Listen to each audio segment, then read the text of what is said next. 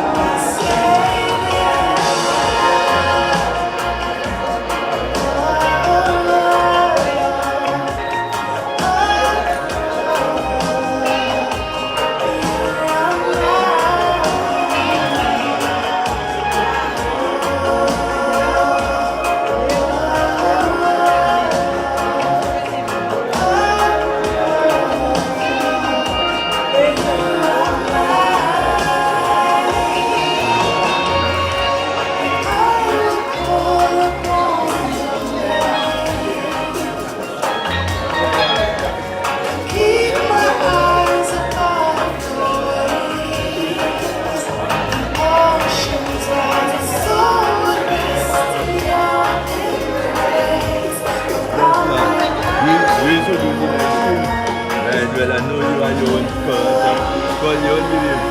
You just say people from 19 all that time, man.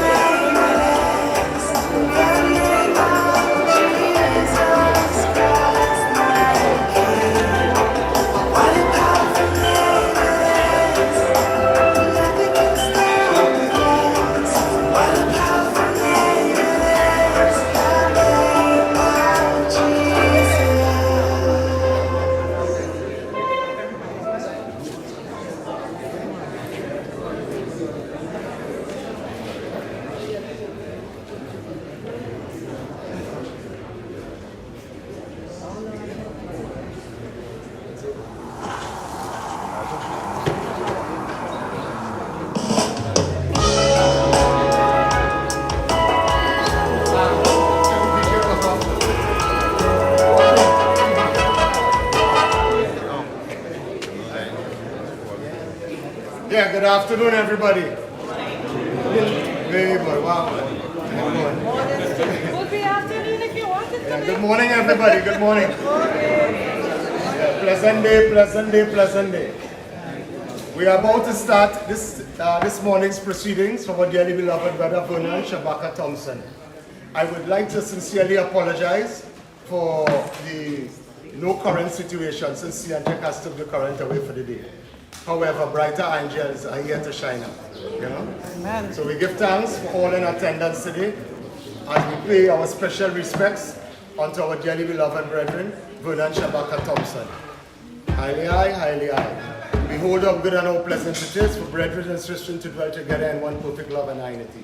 There is a precious ointment upon the head that ran down the beard, even Aaron's beard that went down to the skirts of his garment. As the Jew of Hermon and the Jew that descended upon the mountain of Zion, they are the Most High King Rastafarian, Empress Men and I commanded their eternal love and blessing. So we now open today's proceedings with a musical interlude from the Steel Pan.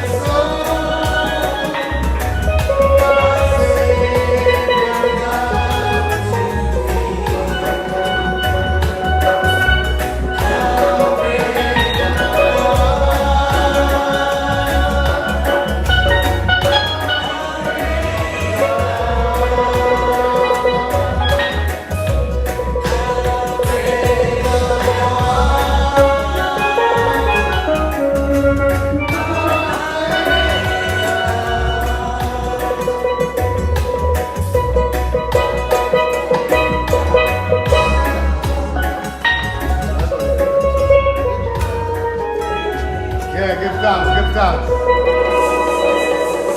Yeah, give thanks, my brothers and sisters. As you know, this evening, we are celebrating our brother's life. We mourn for his grieving family, with all our respects from the Rastafari community. However, we are here today not to cry, but to celebrate that happy life that Vernon Shabaka Thompson had given us over the past years, We celebrate his life today. And in so doing, I would now like to introduce the Nyabingi House to come with a chant, Fly Away Home.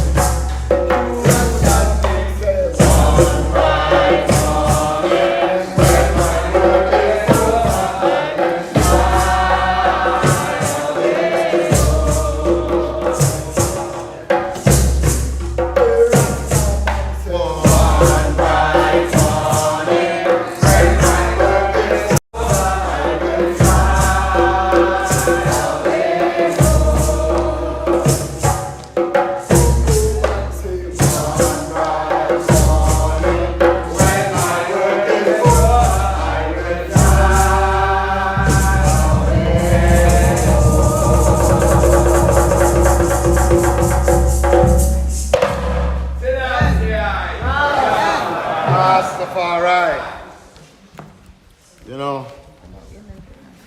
giving thanks again on behalf of our brother, Haile Selassie King Rastafari, our dearly beloved brother Shabaka Thompson. You know, live it and read it. May his ever living light shine upon you, know, and may the Most High guide and protect him in the art of walking below. Haile Selassie King Rastafari. To the program, I would now like to welcome from Jamaica, one of our Nyabingi elders from Jamaica, a brother who have traveled to many countries of the world, a brethren who had made a significant contribution to the Rastafari community, and one who has always loved Shabaka, but never met Shabaka before, but always worked together with Shabaka by distance, and is here today to see Shabaka looking still beautiful. So we give thanks as I introduce to the podium Ras Ivy Tafari from Jamaica.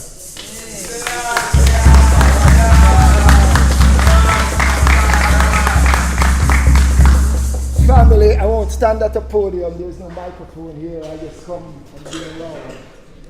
We give thanks. We give thanks to me here, family. We give thanks. It's a celebration of life. The life of a great brethren I just met a few minutes ago. I did not meet him in life, but I met him when his soul was severed from his body. And his soul is gone. I have met the weeping of God. So I am blessed to have seen Shabaka at this very touching moment. A beloved who have lost a great husband, a great king, a great Rastaman. So we welcome you all at this time. And I'd just like to give thanks to my Rastafarian brothers, because in the faith of Rastafari, the Rastaman don't stand close to the casket. If the Rastaman is driving on the road and the earth is behind him, he says, hey, I'm going to earth here behind. When you pass on God and slow down and put it in the ground, because man, the earth's not going anywhere. That's what's about your business. Because we had a tradition that says in Numbers 6, you shall come nigh no dead body. So the Rastaman trying to fill as much as he can and approximate as much as he can what was written in the Bible, decided that he will not go to the throne. But in everything there is an overstanding. Rastaman's overstanding, understanding, we say overstanding. We've come to realize that Haile Selassie first has taught us so many things. And we knew that in our culture, in the African culture, there is no African culture where the celebration of life of our deceased member is not a priority. So we do our best, our endeavor best, to try and bring change. So as young minds, you dare to make change in the midst of your elders who had held on to this tradition for many years. It's like you have the audacity to institute a change. I represented a change. There were others before me who represented a change. And that was met with adversity. But we stood to task because we knew that even that elder who was opposed to this change became recipient of these honorable ceremonies. Yeah? We did not chide them. We did not make them look as if they were stupid not to embrace it. We subtly began to do it. And when the foremost of them died, we said, no, this elder must be buried with honor. And I'm most thankful to the family of Shabaka, who decided that a ceremony befitting his honor as a Rastaman must be the ceremony according to him. So I want you all to give the family a round. Because we are accustomed to some families in Jamaica, you know, long them want to bow you out, not being a Rastaman, and say, where you stand for? You see where you pass? Yeah, never want to come to church, but him and go to church this time. And the pastor had the audacity to, yes, they didn't want to come to the church, but 6 men brought him here. And sometimes we sat in the back and said, oh my God, what a dishonor. So we said, no, it's time as a nation we start doing these things ourselves. Why should we not? So the younger generation decided to make the change, and we're getting some elders on board. I remember saying to an elder priest when his eldest priest had died in Rasboniji's Bongo Water, a man from yesteryears. When he transitioned, I said to the priest, he was the high priest of the night in the order, Bongo time, you are going to be part of a ceremony to bid farewell to your beloved priest of the house. And he was silent. I said to him, Bongo time, why are you so silent? I'm doing the program now. Why are you so silent? He said, are you afraid? And he remained silent. I said, what are you afraid of? Is it Imperial Majesty Haile Selassie the First or God and King? Or you're afraid of the congregation? Who you be? Instead of the congregation. I said, once it's the congregation, you as the high priest, you must direct the congregation in the path of the. So I had to read to him from the Ethiopian Book of Laws called the Fetanagas, the Law of the Kings, predated the Bible. And the Fetanagas said, if someone among you in the church is deceased, you must bury that person with honor and be not mindful that you are defiling yourself. Amen. And then it said, did Jacob not tell his sons that when they were leaving Egypt, they should take up his bones and bring it back to Israel with them? Do not consider thyself defiled. When I said that to the high priest, he looked at me and said, put me in there. And I said, on the time, I don't want it appear that I coerce you into doing something you did not want to do. So I want to do it from the heart. And he said, yes, sir. And one more time, when and he became a part of the priesthood, myself and another clergyman now deceased, to conduct that ceremony. At that time, it was my first ceremony. I did not go to my mother's thing. And I said, wow, not being at my mother's thing, but I went to this elder Bongo Water funeral. And I said, wow, sometimes I'm in a cemetery and I'm saying, my mom must be saying, I hear a voice. Who's that voice? And when she come and at the chapel and door, but that's my son. Why then did he not come by me? Is this elder more important to him than me? But I said, no, my mom, I don't understand it. She must realize that there must have been growth.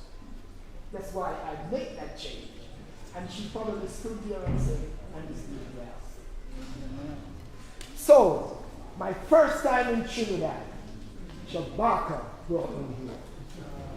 And when I landed at the airport, and I must take time with Shabaka, and I know you will not be mindful if I take time to ask my audience to give a round of applause to Dr. Eric Williams, who had invited Emperor Haile Selassie I to visit Trinidad that he could visit me.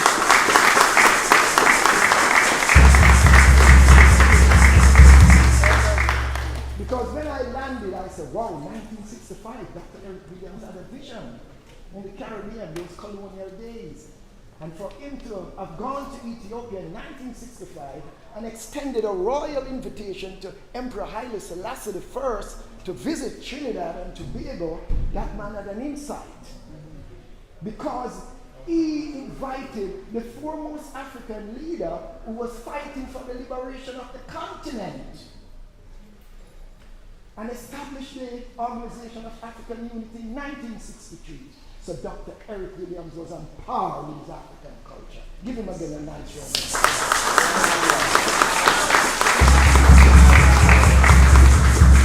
But when I landed at the airport, two sisters came to get me. I'm not seeing them around. They might be here and I'm not, they might not get here as yet. But they waited from 4:35 up to about after 6, Bongo Greece, to get me the flight delayed in Antigua. About 2+ hours. But when they got me, we were driving from the airport. I said, Bongo Greece, because I remember the visit of Haile Selassie I. And I said, Bongo Greece, did Haile Selassie drive on this road from the airport? And he said, no, the airport was on that side. So he would have come right here at this intersection from over here and go in that direction. I said, all right, let's do Dr. Eric. So 1965, that historic visit. This year I'm 65 years old. My first time in Trinidad. And first time seeing Shabaka. Normally, If you ask me, like when a matriarch or a patriarch died, it's not my pleasure to see my brothers, my sisters, when their soul is severed from their body. I want to remember them in their active days in life. That memory don't be the last memory I have of them. I want to remember them at the altar dancing Nyabindi. But I say, Shabaka, you've made a great exception. Because I stood here before the casket was closed and said, my brother, it's a pleasure meeting you. So I'm thankful for all ones who has come out. And I know the gathering here is not a reflection of the love that ones have for Shabaka, because I know in the UK, if you're streaming live, the UK is hooked. I know Chile, Ecuador, Malawi, Zimbabwe, South Africa, Panama, North South America, because I know Shabaka through a platform we have every Sunday. And I thank you, my sister, for allowing Shabaka every Sunday for hours to be on a conference call where we are looking at the Nyabindi guidelines. Because we said the Rasta movement cannot just be haphazard. Some saying this, some saying that. Some saying you must eat a lot of pepper because you have to be hot while you're hurting your stomach. Some saying you must smoke tobacco because it's the mother herb while you're killing your lungs with cancer. We must have a one order of how we do things, and it must be all over the world. So we must put a document together that spells out how you should administer as a Nyabindi representative, as a Rastafari Nyabindi representative. So it was done first in 1987 when we went to St. Lucia and saw the Eastern Caribbean Rastas having a meeting. We had a global conference of Eastern Caribbean islands and others. And the elders, I was a youngster among the elders who went to St. Lucia, and we heard so many things that did not sync with what the movement should be. At Nyabindi we light a fire. It's symbolic. God appeared to Moses in a fire, and he appears in a flaming fire on many occasions. So we said a fire is symbolic at the start of every Nyabindi. But when the Nyabindi goes on for 7 days, you leave the fire and it goes out naturally. These brothers added that when you light the fire key, the fire burns incessantly, it should not stop. So these brothers were burning the fire from January, February, March, until they nearly destroyed that entire forest in St. Lucia. Then in St. Vincent. So when I heard that, I said, no, we need to put this document together. So Shabaka was part of this nucleus that meet every Sunday religiously. If the beloved can tell you, oh, Shabaka, you're on the phone from 2 o'clock and 4, I'm still there. But I must say this. When we are pondering over a clause, a sentence to get it right, trust me. When Shabaka said, hold on. Listen, we don't have to see you're debating on that. If you check concerning the Nyabindi man, it is already written there. So we don't have to stop there on this. Let's move on. And when we all analyze it, he was so correct. He was on point. And when there's a sentence that needs proper structuring, oh my, in a jiffy, Shabaka put it together, and we all said, yes, Shabaka. That's why we can't do that. So the Sunday before he died, the Tuesday, he was en route to St. Lucia, and he said, listen, I've been flying, but I reach in time where I can participate later in the afternoon. When he went to St. Lucia, boom, he got the call. And he came in on the Zoom call, and he said, well, I'm here now, I'm in St. Lucia. And I said, well, Shabaka, I was doing the honors on your behalf, so now that you're here, are you ready to take over? And he said, oh, Rasaiva, you can continue. I said, Shabaka. You see that voice you have? That's the voice for reading. That voice of Shabaka, when he reads, you say, wow, this is a media person. Yeah? And when Shabaka says something and analyze something, hardly any time he said, no, Shabaka. He was so on point. So I said, no, Shabaka, I want you. I must hear his voice today. And I'm so glad I insisted, because it was the last time time we would have heard Shabaka's voice on our platform. So, Brethren in St. Lucia was on the call and said, so Bongo Wisely, you now can meet with Shabaka. So I said, Shabaka, where you staying, man? And like we'd say, I'm staying in Suffer or someplace. He said, so Bongo Wisely, St. Lucia is just a little tiny island. You must come and meet Shabaka before you leave St. Lucia. Yeah?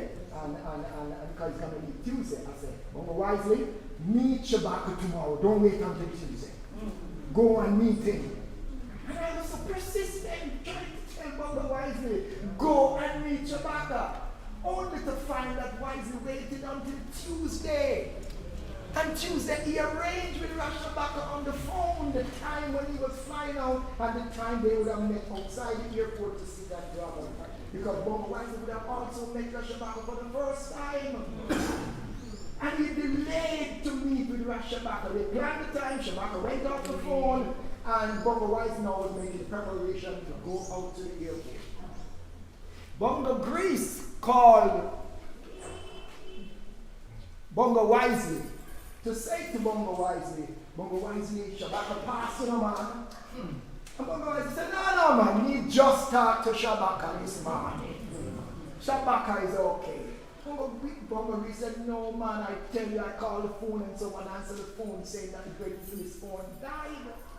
So I said, no, man. He said, listen, all right, Bongo Wisely, I will make the call, only to find that the soul of Shabaka was severed from his body that very hour.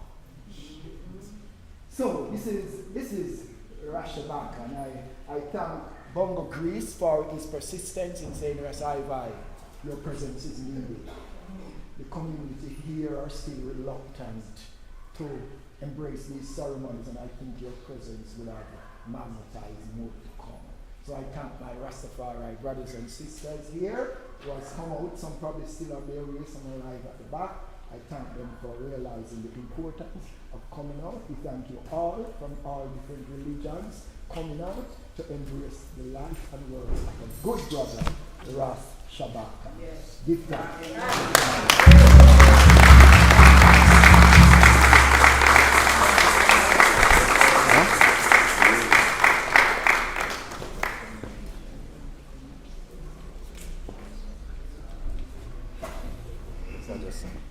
I'll go my deal, right? That's fine. All right. Okay. We now move on to the libation. I will try to keep the proceedings at a steady pace because of the inclemency of the weather where the fans are not working. It's extremely hot. So let's keep moving. I would now call, for the libation, I would call on Priest Imesley to give the libation. As you know, it's always important to give in that respect unto our ancestors, for we are standing on the shoulders of our ancestors. And as such, I now call ancient priest from the Ethiopian to give the libation. For I say right, my name of dear.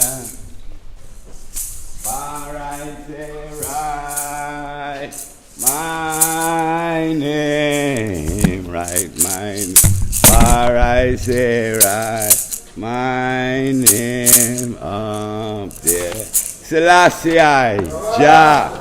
Rastafari, are the water. Yes, my Lord and Empress. And I do give thanks and give praises that we can all gather here to celebrate the brethren, Honorable Shabaka life. I never knew him for long, but the time I knew him was quality. So we give thanks, and as the Honorable Brethren Rasai say, it's a precedent we are setting, because enough of our brethren still not embrace the reality checks that we are going to walk through that door. So even as I am here, you know, say my brethren, them at pure fire, them at throw upon me. You know, say it. But we couldn't care less, because we know, you know, and I know the essence of Shabaka. And I couldn't see him leave and not pay a respect to him. So, Selassie, Rastafari. And I don't know his wife and his children, his wife, he always speaks so very highly of you. Yeah, so we do give thanks, and for mommy, Glorify and give thanks for giving us such a wonderful son. Everything what Rasta, if I say the same thing all man can say. You want a sentence thing? Just Shabaka. Shabaka. Him depend it. Him never sick yet. So we give thanks. And though the time is fleeting and enough people are here to say something that's how famous he was, Dr. Shabaka. So I will just read 3 verses from the Psalms 90 and give a libation. Verse 10, verse 9. For all our days are passed away in thy wrath. We spend our years as a tale that is told. The days of our years are 60 years and 10. And if by reason of strength they be 80 years, yet is their strength labor and sorrow, for it is soon cut off, and we fly away. Holy Emmanuel I, Selassie I, Jah, Rastafari. So as the opening chorus fittingly said, fly away home, fly away home. Honorable Dr. Shabaka, fly away home. Ride on in majesty as you take your royal ancestral throne. We glorify and give thanks and welcome you as our ancestor. Selassie, Jah, Rastafari. Give thanks for your patience and rapt attention, my Lord and Empress. I say it will be brief because there are many coming forward. Majesty bless, my Lord.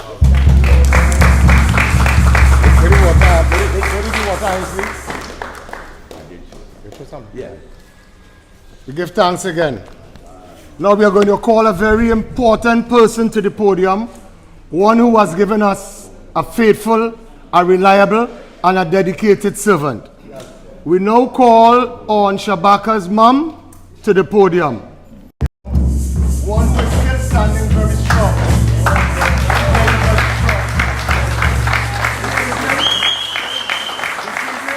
From the Rastafarian community, the honor, as we stand with one in silence to Shabaka, and the honor for giving us a lovely son. Mommy, to you.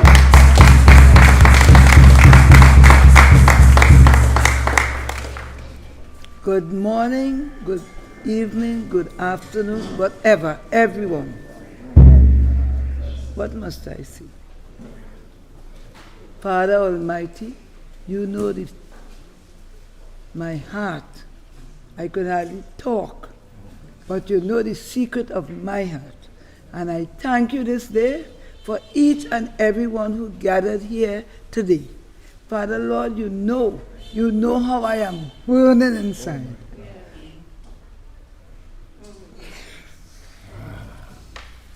Yes, Mom.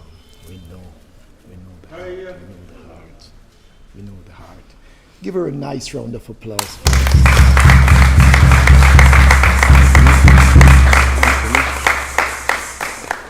It's hurting so badly because it's 3 months and 1 day after his twin sister passed.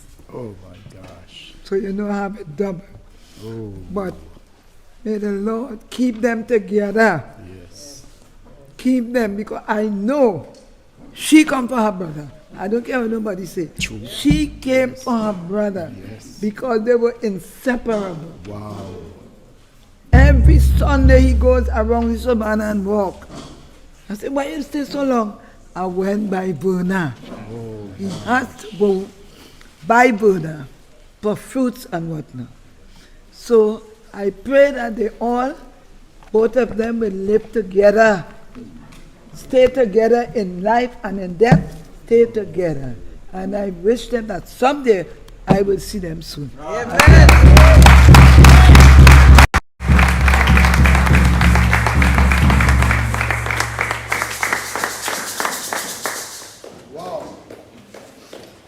Very hard task for a mom to sit in an audience where her son skit.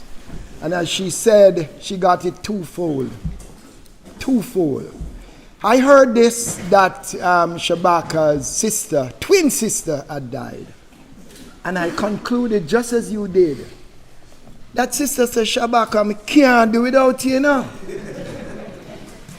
So she called him home. And it happens with wife and husband at times. When there's a strong bond between wife and husband, if the husband goes, take it as, because we have witnessed that in our community. We always say, Miss Vice, you know, because she not do without him, you know, because they were like pea in a pod. So, Mom, you're so right. Sister could not stay any longer without Shabaka. So even as we mourn and we are so missing Shabaka, his twin sister said, we were together in the womb. Yes. So I went in the tomb before you, but you will come shortly after, and we will be together in the land of the ancestor. Mom, you're a strong African woman. Give her again a nice round of applause.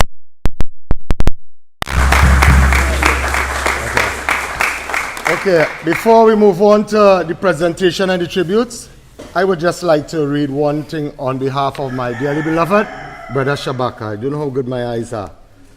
And this is a message, you know, this is a message to all from the ancient days, Brother Vernon Shabaka Thompson. My breath is corrupt, my days are extinct, for the graves are ready for I. Are there not mockers with me? And doth not mine eyes continue in their provocation? Lay down now, put me in the surety with thee. Who is he that will strike hands with me? For thou hast hid their hearts from understanding, therefore shalt thou not exalt thee. He that speaketh flattery to his friends, even the eyes of his children shall fail. He had made me also a bylaw of the people, and aforetime I was as a tabaret. My eyes also is dim by reason of sorrows, and all my members are as shadow. Upright men shall be astonished at this, and the innocent shall lift up himself against the hypocrites. The righteous shall also hold on his ways, and he that had clean hands shall be stronger and stronger.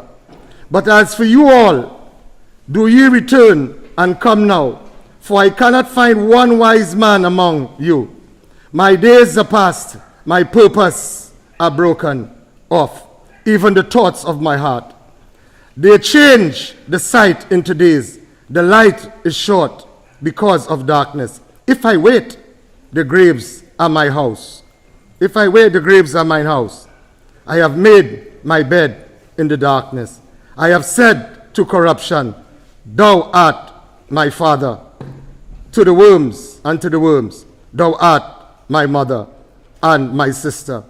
And where is now my hope? As for my hope, who shall see it? They shall go down to the bars of the pit, where our rest together is in the dust. So give unto him, you know, may the bones and may the body of our dearly beloved brother Shabaka Thompson, who this evening is here with us, continue to feel the chill and joys of Kedemawi Haile Selassie and Empress Menenai. Give thanks.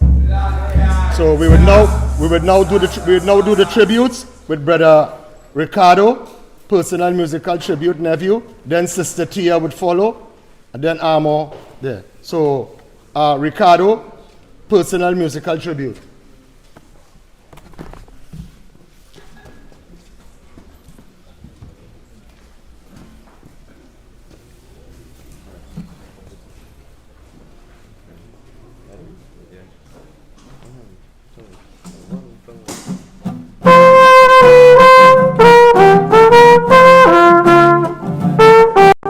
Thank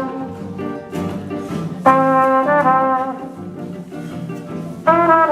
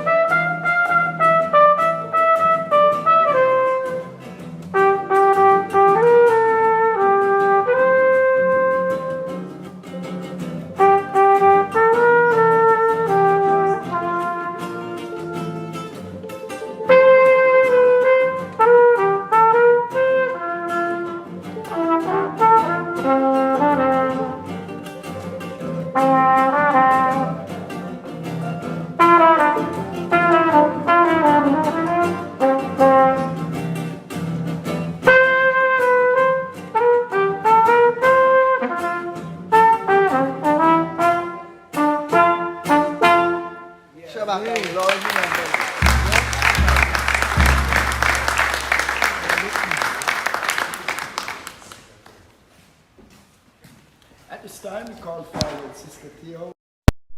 Closely with Shabaka in the UK, in Trinity and all. Give her a nice round of applause.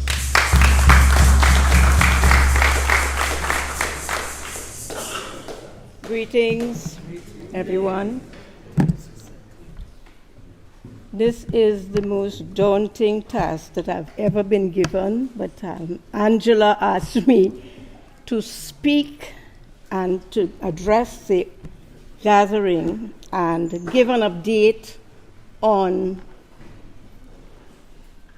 Shabaka's involvement in two companies, one being Baku Productions and the other being SETI. So I stayed up until 3 a.m. trying to write this, but here it goes. I have had the honor and privilege of working closely with my dearly beloved friend and brother, Shabaka Thompson.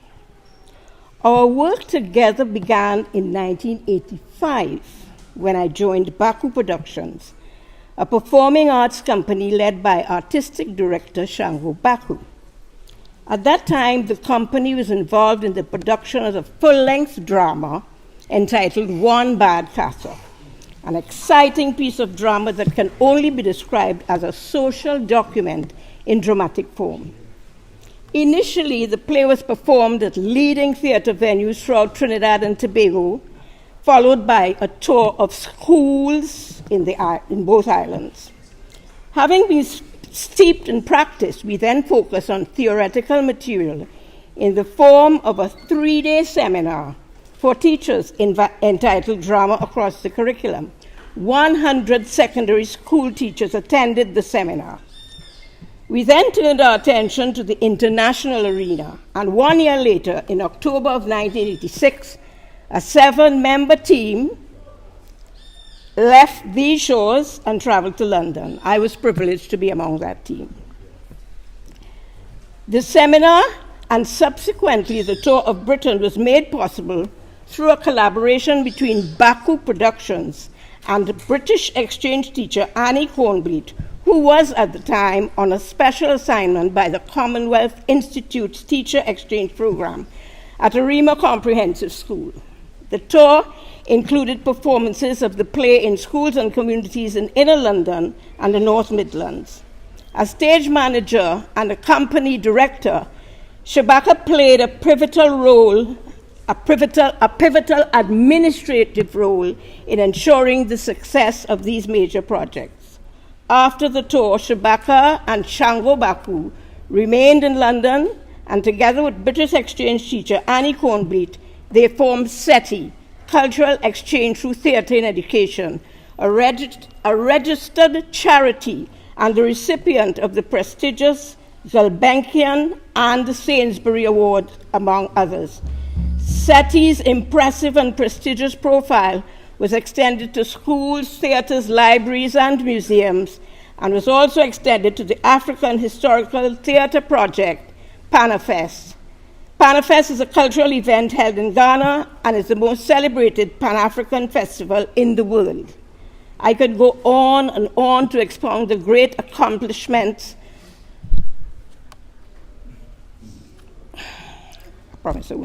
of our dearly departed brother, whose life we are gathered here to celebrate, a great man indeed.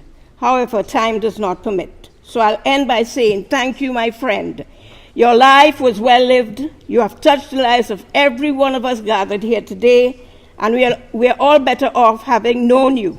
My deepest condolences go out to Queen Mother Elise, his beautiful wife Angela, son Oba Shabaka, brother Earl, and all the family.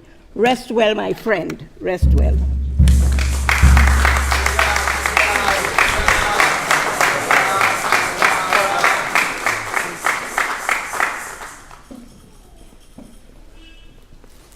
So in the interest of time, thank you, my sister. In the interest of time, we call forward Sister Asha, followed by Tobago Drama Guild, in that order. Give them a nice round of applause. Sister Asha.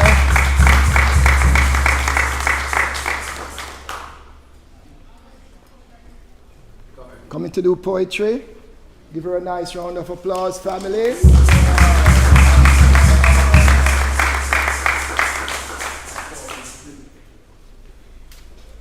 Good morning, everyone. Greetings, Rastafari.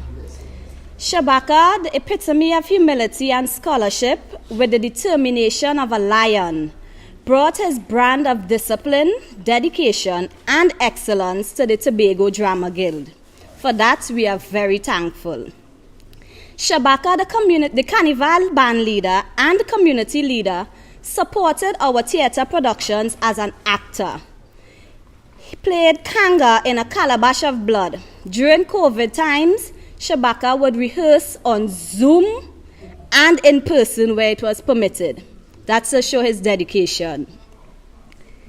In fact, he was touted to be an award-winning actor for the depth of his understanding of the work and the inimitable, strong voice that would shake a room with its power and resonance. At the same time, he used his artistic talents to support Tobago's first carnival in October last year.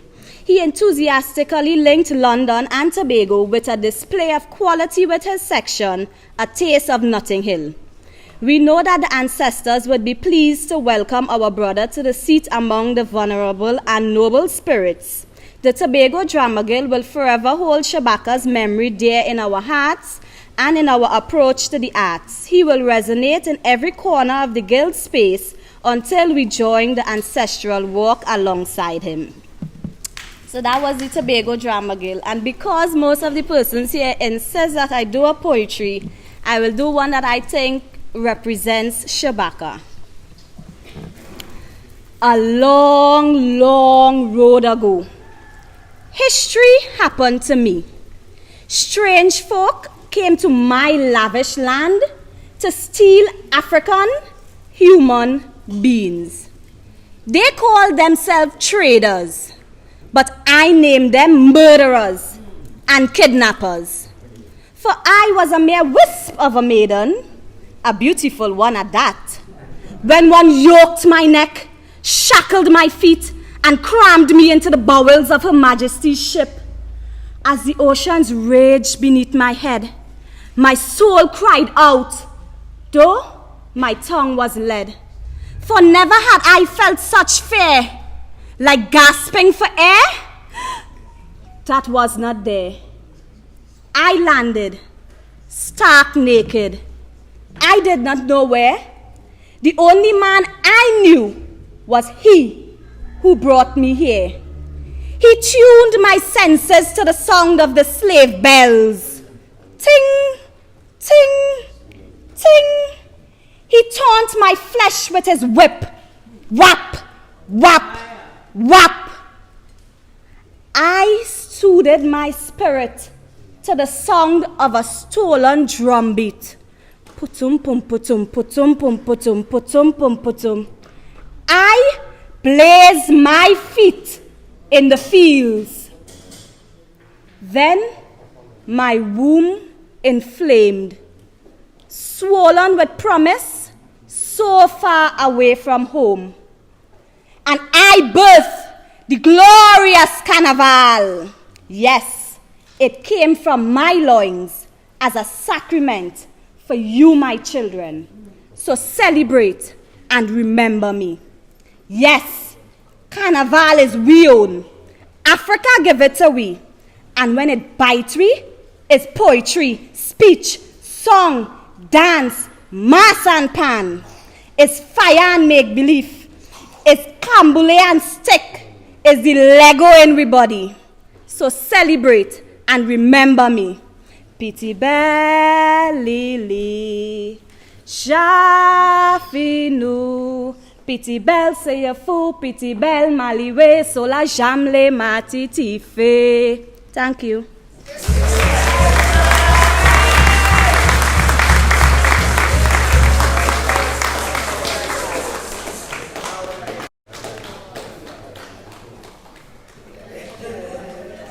Oh, that was lovely. That was lovely. Can you give her again another round of applause? That's lovely. So the school alumni will come forward to the presentation. A nice round of applause.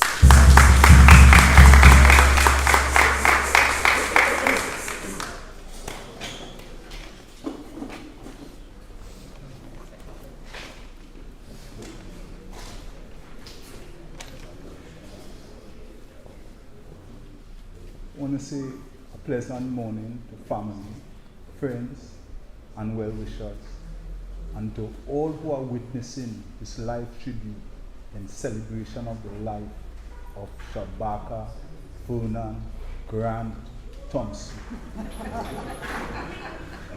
Why I say that is because we had known him as Vernon Grant. And then the Shabaka came, and then the Thompson came.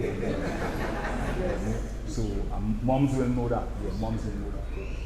So my name is Alan Green, and I'm here on behalf of class of 75 of the Arima Government Secondary School, where Shabaka was a student, a classmate, a friend, a brother, sharing many adventurous moments which left many memorable impressions on all who came in contact with him.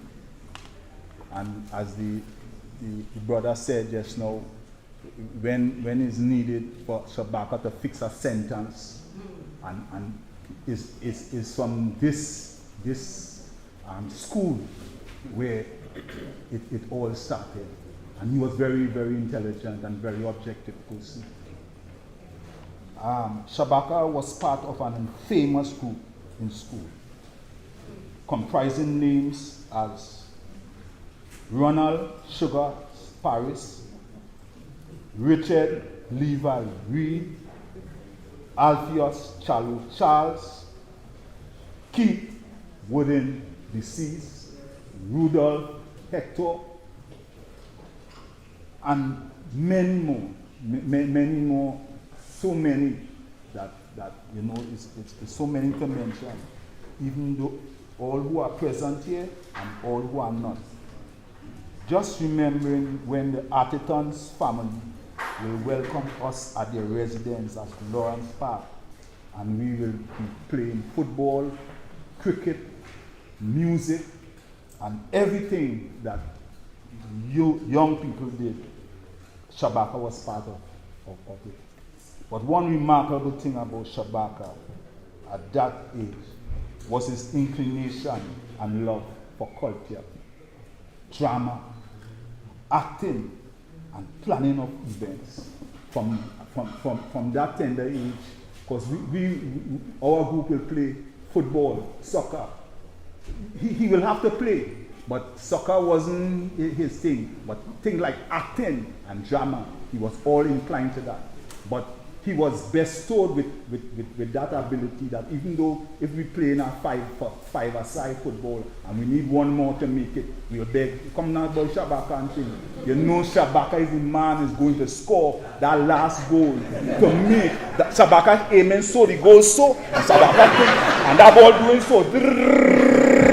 And that ball going and score, and that is how we give him the name Lato. If anybody remember Poland in them days, you know, them days with the World Cup, you know, so he get the name Lato because he was bestowed with royalty. Yeah, he facing so, and he goes so, but that ball doing so, and that's the last ball to make everybody say, boy, and lift him up, Shabaka, boy, thing. But his prowess was in drama. I saw it. Acting, planning of events. So he was a favorite with the girls because he was anything to plan. And this I remember he planned a party. He planned a party for within the school. But then not all parents at our age would have allowed that 10 o'clock in the night when you go in. So he had to make some kind of excuse to tell his mother and thing, and he said, boy, imagine I the planner this party, boy. I the man who institute everything, everybody coming to the party. But I have to try to let my mother know that how I come into this party because I the man, you know, and because some of us was more protected than others as such. And And this made him a very popular person. So it was not by guess that after he left school, he continued along those lines, spreading the culture and art form of T&T all over the world, from England to Africa and the wider diaspora.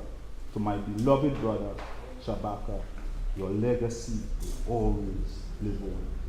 For out of many, one people we are. Amen. I would like to just take an opportunity to render a song, on behalf of my class and schoolmates of Yarima Government Secondary School, and dedicated to Shabaka, moms, his wife, Angela.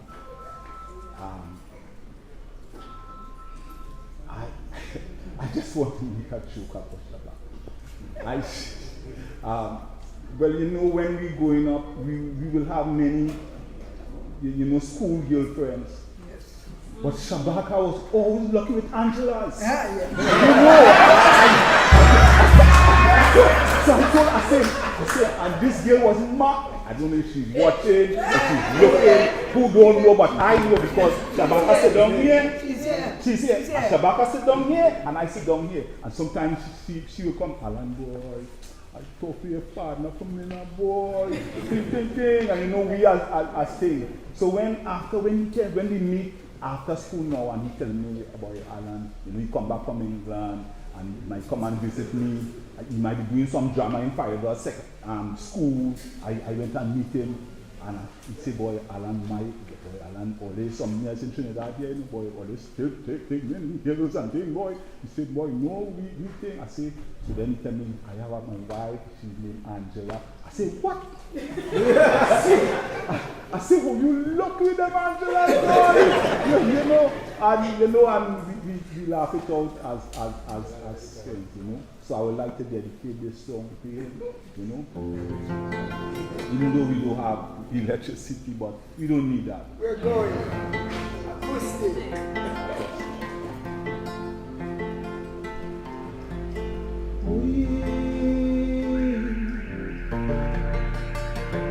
Oh yeah, yeah. Oh yeah, share. Oh yeah, oh yeah, yeah.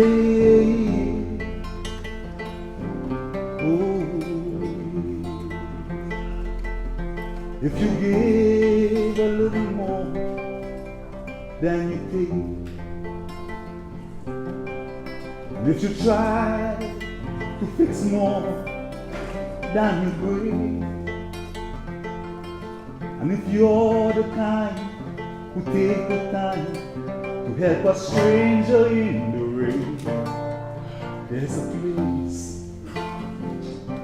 for people like you. And if you walk around with your heart on your sleeve, or lend a voice to those who cannot speak, and if you shine your light, give sight to the one who lost their way, there's a place for people like you. I've heard up there the streets are made of gold. Yes, I heard. And when you get there, well, there's a hand to hold. I believe, but when your days don't here are true, there's a place up there for people like you. And if you walk around with your heart on your sleeve and try to be the change you want to see, and if you lay down your life for love to someone who can't be saved, there's a place for people like you. I've heard up there the streets are paved with gold. Yes, I heard. And when you get there, oh, there's a hand you hold. Oh, I believe when your days down here are through, there's a place up there for people like you. Oh yeah, oh yeah, yeah, yeah, yeah. Oh yeah, oh yeah, oh yeah, yeah, yeah, oh yeah. I've heard up there the streets are made of gold. Yes, I heard. And when you get there, oh, there's a hand you hold.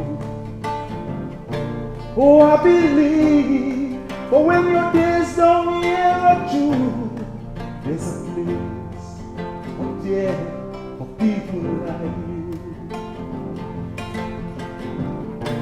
I know you out there, so keep doing what you do. There's a place up there for people like you and you and you. There's a place up there for people like you. Of your name.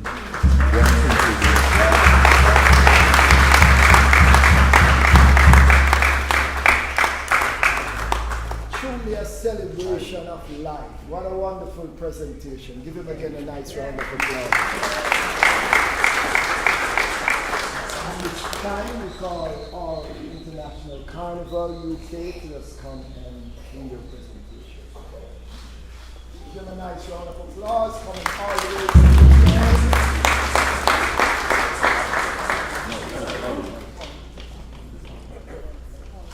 Okay, good afternoon.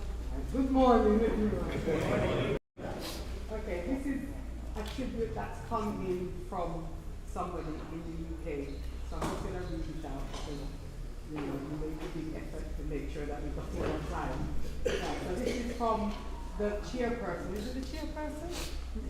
Yes, the chairperson of Hull International Carnival, whose name is Martin Chinga. Martin Chinga. Okay. Right, so it's called A Tribute to Shabaka Thompson.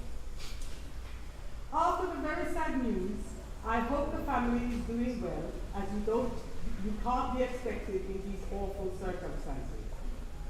I know many of you have worked with Shabaka Thompson for a long time, and his sudden passing is very upsetting and unsettling. I personally worked with Shabaka Thompson for 1 year, both inside the Hull International Carnival and outside of the carnival as a friend. So I share your feelings of loss and sadness. Just 1 year and he's already healing. I met Shabaka when I was feeling very low after the carnival program I was involved in collapsed following internal board conflicts in 2020. The idea of bringing it back to life was such an arduous task. So I headhunted Shabaka Thompson and invited him to become our new artistic director in October 2021, as I believed he had the capacity to help me. He got on the job right away, and negotiations for a contract ensued, and he was appointed to the post of the artistic director for Hull International Carnival. Just so. Shabaka was an empowering person, and from the very beginning, he expressed his faith in me and my abilities at a level I never even knew I had before. Thank you, Shabaka, for having faith in me, and I will work diligently to continue your legacy in Hull. A lot has been said about Shabaka's prowess in carnival arts, but for myself, he had become a big brother. I felt for the first time in England living with a genuine, caring person. The week he passed on, I was busy preparing him a room in my house in Hull, where he would come and stay with me, who was organizing the carnival for 2023. Within 1 year, his work resonated throughout the city of Kingston upon Hull, and many people who came to know him loved the man, Shabaka Thompson. May his soul rest in eternal peace. May he rest in peace. Kind regards, Martin Chinda.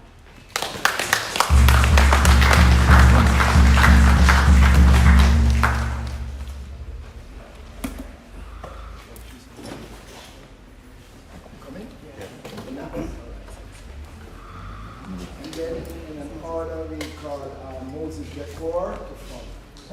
Morning, everybody. This is from his goddaughter. Where to start? Best calls us together to celebrate a life that was lived to its fullest. As a husband, father, uncle, godfather, and friend, he lived well and long. My godfather, he was larger than life. He was so strong, but so kind and good, and also playful and funny. He showed a lot of love and care by putting others before himself. I'm glad to have Shabaka as my godfather. His love and care for me like I was his own. Death may have taken him away from us, but it can never shake away our memories. With a bow, and for him, he will forever remain in a special place in our hearts, and may he rest in peace.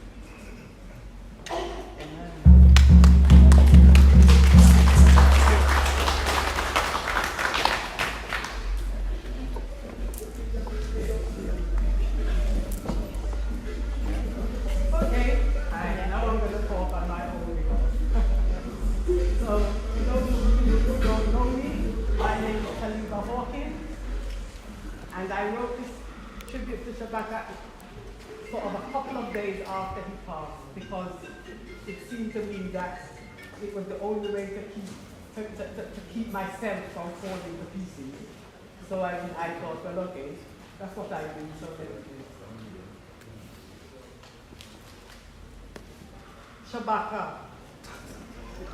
Shabaka, dear brother of mine. Oh gosh, man, where you gone? It's hard to define.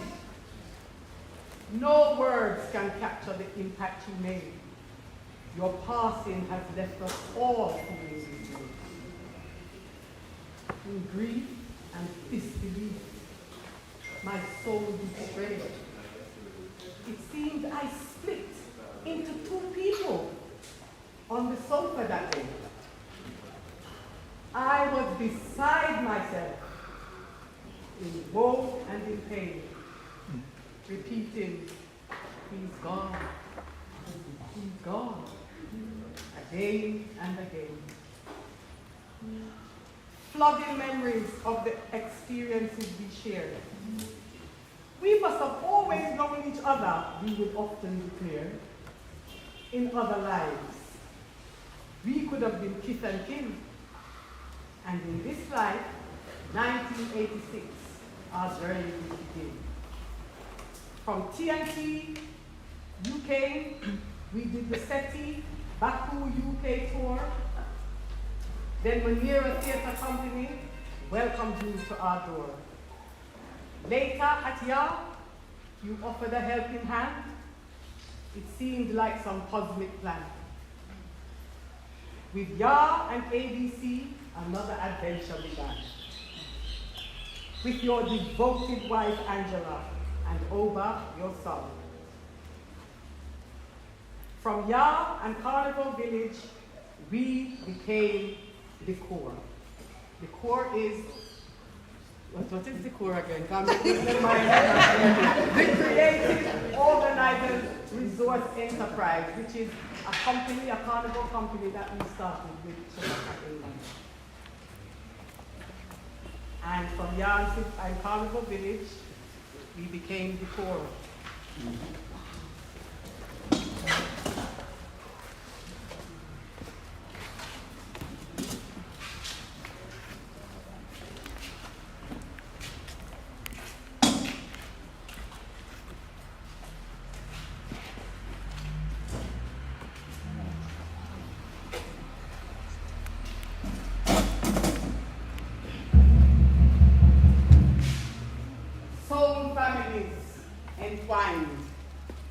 core, spirit of connectedness, rare and refined. Shabaka. Shabaka, you were the core, a centerpiece so true. Your uniqueness and passion always shone through. You build capacity and award-winning costumes so very grand. Forever remembered, the core of our band.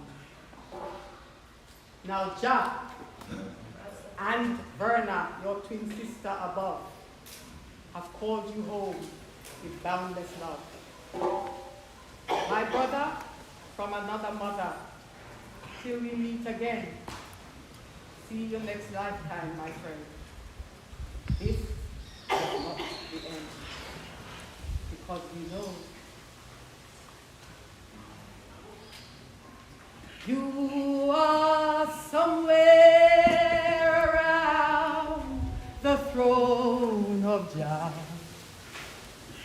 somewhere around Jah's throne. But there's no need to worry, we don't have to fret, 'cause you're somewhere around Jah's throne. Somewhere around Jah's throne.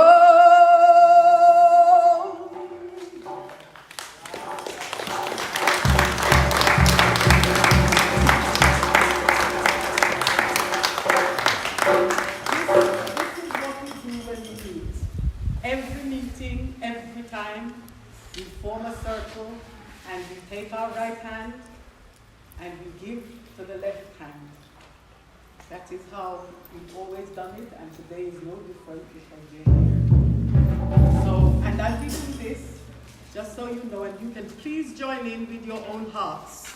What we do is, we take our right, as we hold our right hand, we give something. A piece of love, a thought, a feeling, something we are giving to Shabaka and to each other today. So please, just as you're sitting there and we're doing this, please think of what you would like to have said to Shabaka or given to Shabaka, because you can still do it. Okay. And just for a moment, we're going to be silent.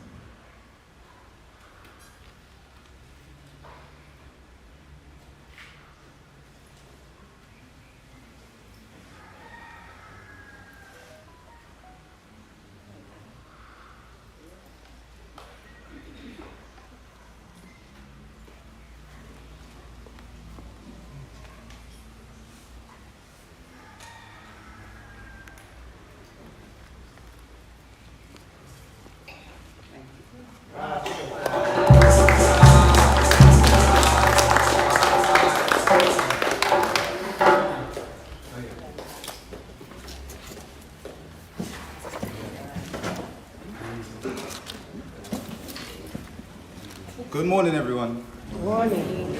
I hope everyone's okay. I hope we're all doing well. Originally, I wasn't going to say anything, but I feel just seeing how it's been in these past 2 months, it would be bad if I didn't say anything. For those who don't know me, I'm over Shabaka. I'm Shabaka's son. His only son that is known of. See, my father, he was a man very, very well of his words, and I am not like that at all, so please bear with me. I'm not going to try and waste your time. I just want to tell you a story, but before I do that, there's some things I want to say first. My dad, he was an icon. Yes. He was a legend. He's truly the embodiment of what I know to be a king. I used to have a joke with him, I'm like, he's the businessman's Rasta. He's a Rasta that knew how to put himself in other elements.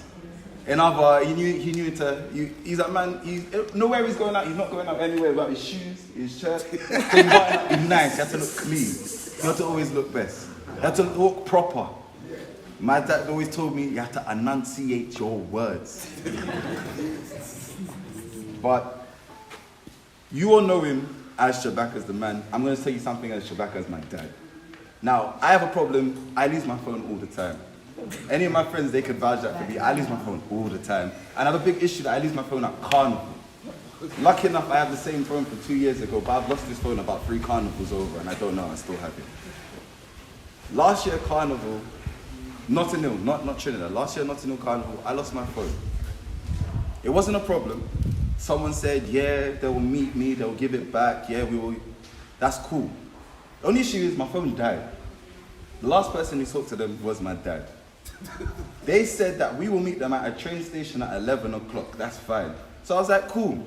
I'm down. I'm like, no, we're not gonna go. They were lying. He's like, no, man. Come, look, go try now. I was like, all right, there we go. So we go there, 11 o'clock, nobody's there. So I'm like, Dad, man, look, what's going on? He's like, nah. We reached, he said, we go wait, you know what I mean? They said they were gonna meet us. Stand there about 30 minutes to 45 minutes, we ain't seen us. So we asked about 2 people, anyone see anyone with phone? Nobody. Where we are, it's a high road, there's nothing but shops. There's nothing but shops, nothing familiar. The guy that's on the phone, he said he's from Sri Lanka. I says, this is what I'm gonna tell you. The only clue we know about the guy, he's from Sri Lanka because of his accent. I want you to remember that. We reach the station, there's nothing but shops. We walk down the high road. My dad's just looking around. He's walking around, he's looking around. He sees a door. There's a little door in between these 2 shops, and he's like, we're gonna go in there. I'm like, where you going in there? It don't make no sense. He's like, no, come. He goes inside, it's an office. It's a Sri Lankan office. He goes, do you know gentleman so-and-so? Say that the man's name's Sandy. We're looking for a Sandy, he had my son's phone. That's all he told the man. Now the man seeing 2 black men walk into their office, ask for something like that. He's scared. He's like, don't really.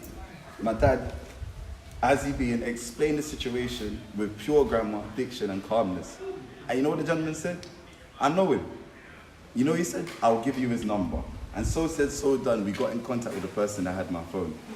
Now, that would have been fine unless the person told me they didn't have the phone anymore. They gave it to their friend, and now we have to wait for the friend to wake up because after they go sleep. So now I'm like, he's like, nah. You know what I mean? Progress. It went from 0% to 1%. And that's how it was. My dad was very optimistic. Very optimistic. He always saw the positivity in things. He's like, we will get this phone today. I'm like, cool. Long story short, because I ain't going to bore you, we waited all day for that phone. I'm talking about 4 or 5 hours. My mum, she knows. We left at 11 o'clock in the morning. We didn't come back till the sun was going down. She's like, why we take so long? We said, we just got the phone back. They made us wait. Eventually, we met up with the guy. And then he took us to the other guy. And then they saw my dad. And then they was like, okay. You know what I mean? Now, these gentlemen, they saw us. And they see me, a Rasta man. He already gets scared. He come with dog. Yeah, I really thought it was going to be a problem like that. But then again, my dad, he comes with calmness. Yeah. He talks with optimism, and he has a certain grammar that when people listen, they just, you know what I mean? They make a friend. Yeah. So said being done, the gentleman ended up buying us tea, everything. He's like, yeah, brother, come. And in that moment, I could do nothing but thank my dad. Because that's who he was. He was the person, there was no one in this world that I could not praise even more than him right there. I'm like, Dad, I was like, Dad, you're such a G. You're such a G. I can't believe you did it. I was like, I can't believe it didn't happen, but it happened. I'm like, and that's who he was. Yeah. He was just an amazing person, and I'm gonna miss him. Yeah. And that's it. I just wanted to tell you that story. Yeah. This Michael, yeah.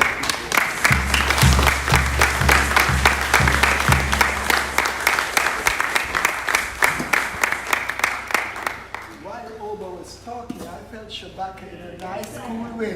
Yes! Yeah, man, give thanks. I mean, a celebration of life. Yes!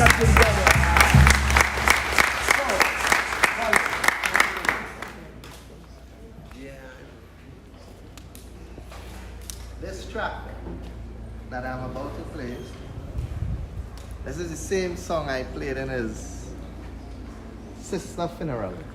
And he loved it so much. So I just put a little reggae twist for him. So this was done for Shabaka.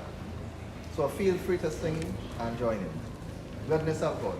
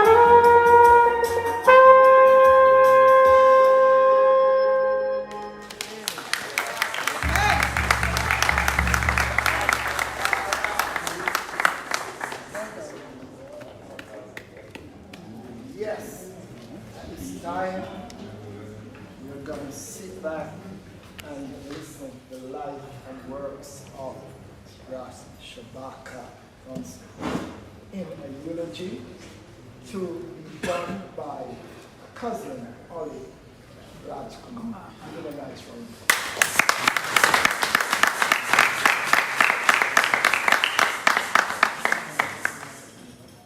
Good morning. Morning. Morning. Morning. know, so much has been said this morning about Shabaka, and so much beauty came out in everything that everybody did. The music, sound, the poetry. Ras, you're so happy that you came here.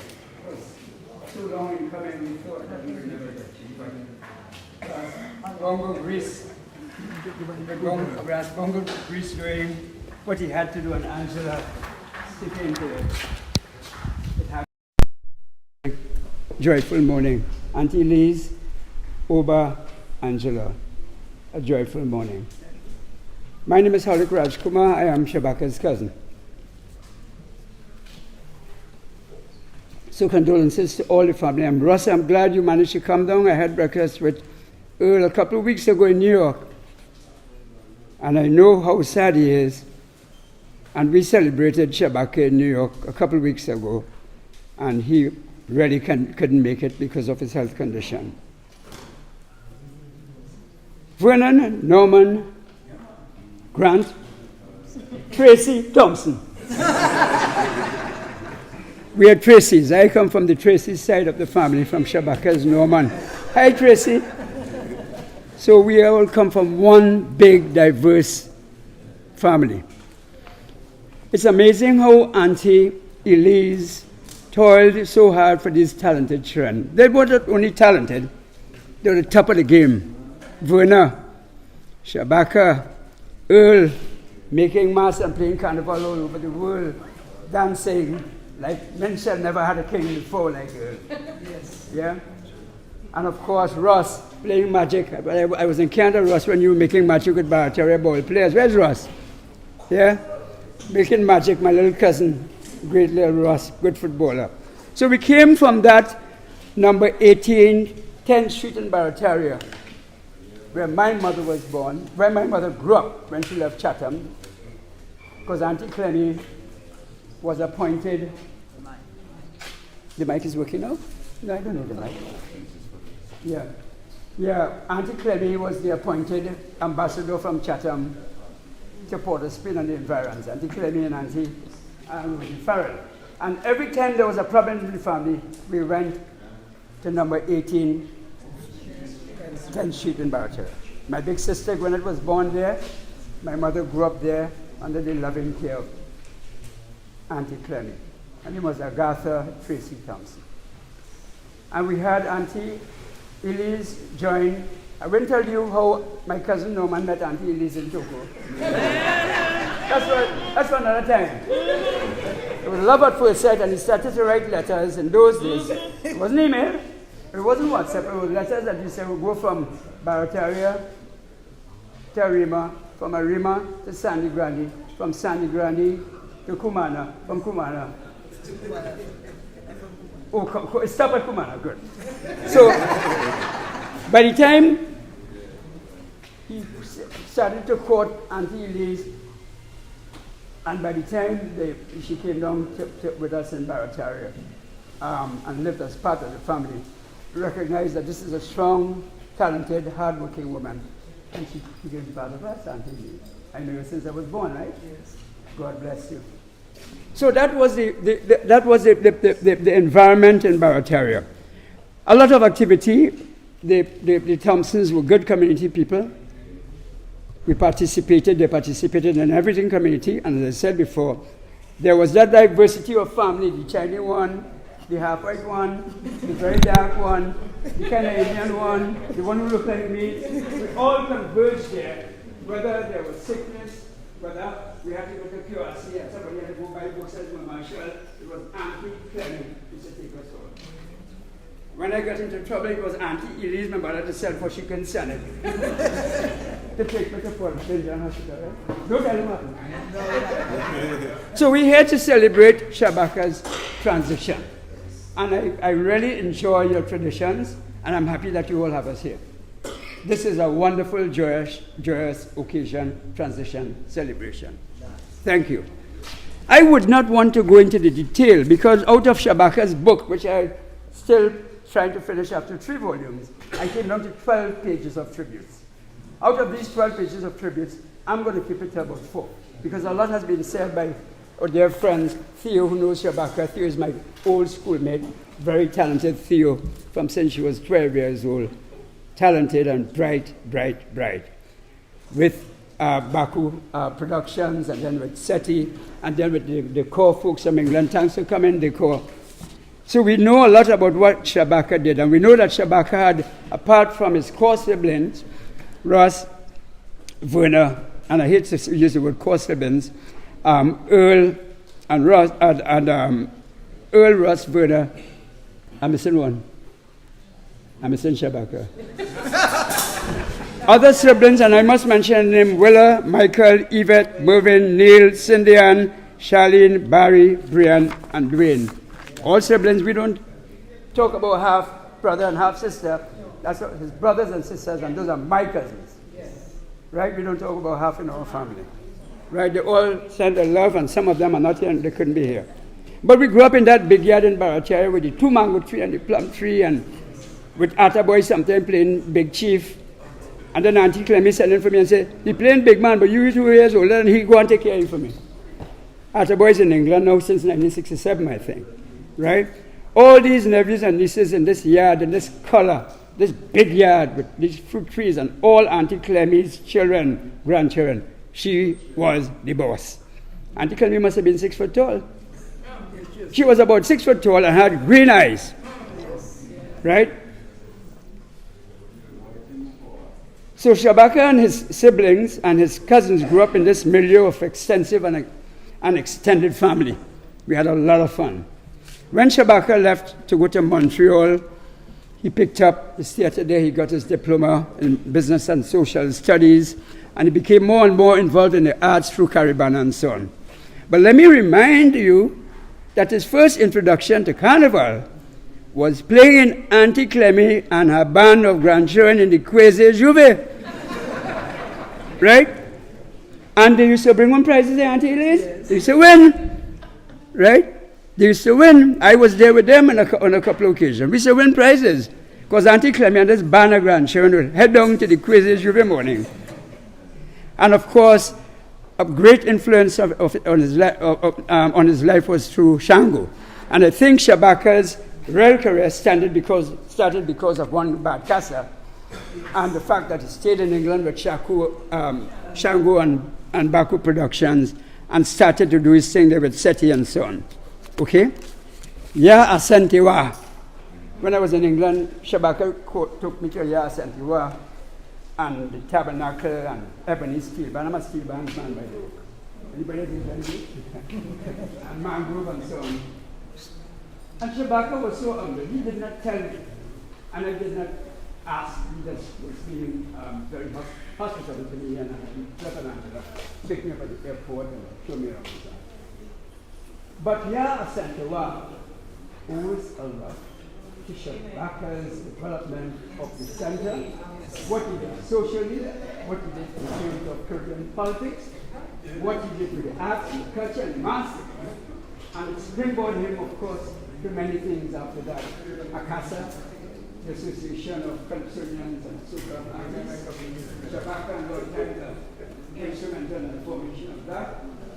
And of course, all the work that was done in Nigeria, and Ghana, and the continent, and all of the Caribbean. Even in Trinidad, Shabaka has been so humble, right, and so polite, that I don't think the people who are involved in Carnival, right, at the NCC level or country level, understand the contribution that Shabaka has made to make sure that this thing is global, expanded, and has a vision for making it an important part of the GDP of Trinidad. That was his vision, right? So Shabaka and I would meet every Saturday morning when we walked around the savannah, and we were planning to meet during